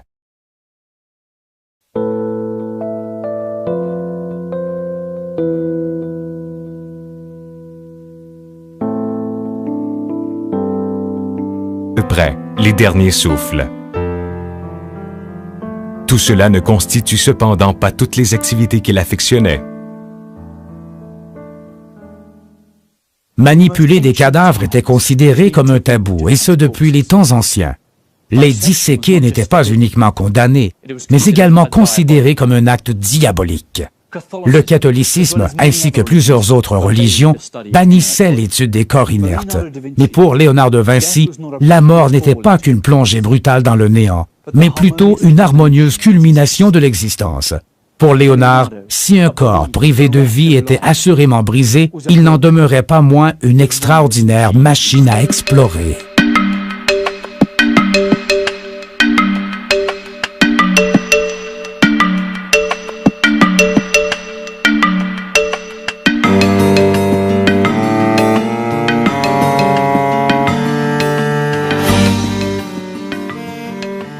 Léonard faisait souvent des visites nocturnes dans les morgues des hôpitaux, des visites pour lesquelles il payait. Pour plus de discrétion, il préférait attendre la tombée de la nuit, moment qu'il pensait plus approprié pour s'adonner à ce passe-temps. Il entrait dans ces morgues non pas en tant que profanateur, mais en tant que scientifique.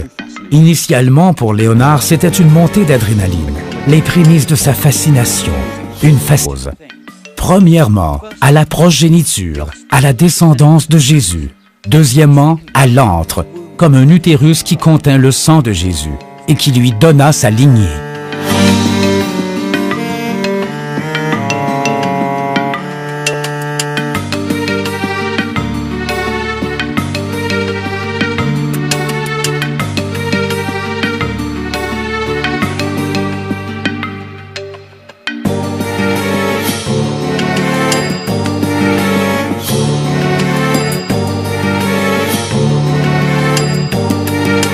Mais un autre détail a son importance.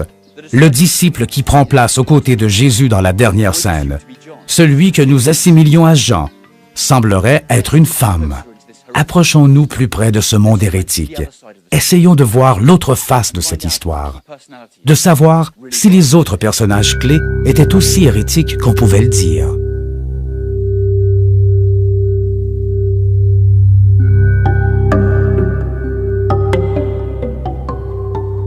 La version non officielle nous dit qu'il y a plusieurs documents qui racontent la vérité sur la vie de Jésus, des apôtres et sur le monde pré-chrétien.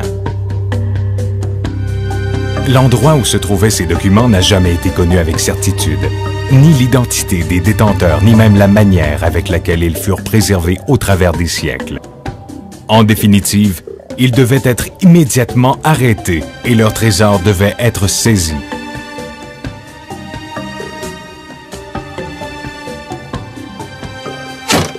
Une fois encore, la croix était trempée dans le sang. Jusqu'à la dissolution complète de cet ordre, plus de 2 siècles plus tard, les Templiers réussirent à préserver leurs secrets. La torture, la tourmente ne parvinrent pas à les dissuader et à leur faire évoquer ce qu'ils avaient trouvé. De toute évidence, l'information recueillie dans les ruines du roi Salomon méritait de perdre la vie pour être conservée. Est-ce que ces documents seraient ceux-là même qui parlent du favori de Jésus, son disciple bien-aimé? Ceux-là même qui parleraient d'une femme, Marie-Madeleine, et de la manière dont elle portait la descendance de Jésus dans ses entrailles? Si le Saint Graal n'est pas une coupe, alors qu'est-ce? Mais le secret des chevaliers du Temple n'est pas mort avec son ordre. Pour le garder vivant, les survivants mirent sur pied une organisation secrète, le prieuré de Sion. Selon des dossiers secrets, plus précisément selon un mystérieux document retrouvé dans une librairie nationale à Paris, Léonard de Vinci était un membre éminent de ce prieuré de Sion, de cette organisation qui existe même encore de nos jours. Serait-il possible que Jésus ait eu une épouse et une descendance? Quelle relation étroite y a-t-il entre le mystère sacré?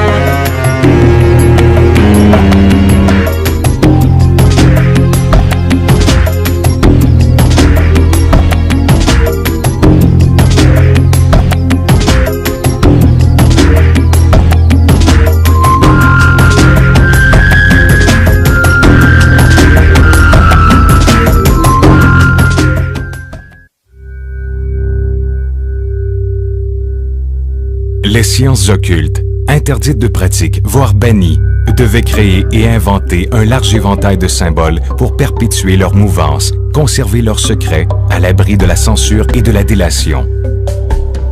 Comment des scènes qui évoquent la transmutation des éléments, la création de l'existence ou même la vie des anges pouvaient-elles être codées et symbolisées? Malgré qu'ils soient généralement cachés au travers d'œuvres illustrées, ces symboles et ces messages secrets se retrouvaient parfois dans l'architecture des édifices et même dans certaines cathédrales catholiques. Au début du 4e siècle, l'alchimie était une branche reniée par la science, mais par ailleurs très réglementée. Le mot alchimie, qui signifie terre noire, date des temps anciens, et sa notion était associée à des portes cloisonnées, des chemins et secrets bien gardés. Ces visées sont fortement comparables à celles de certaines sciences d'aujourd'hui, telles que la biogénétique et la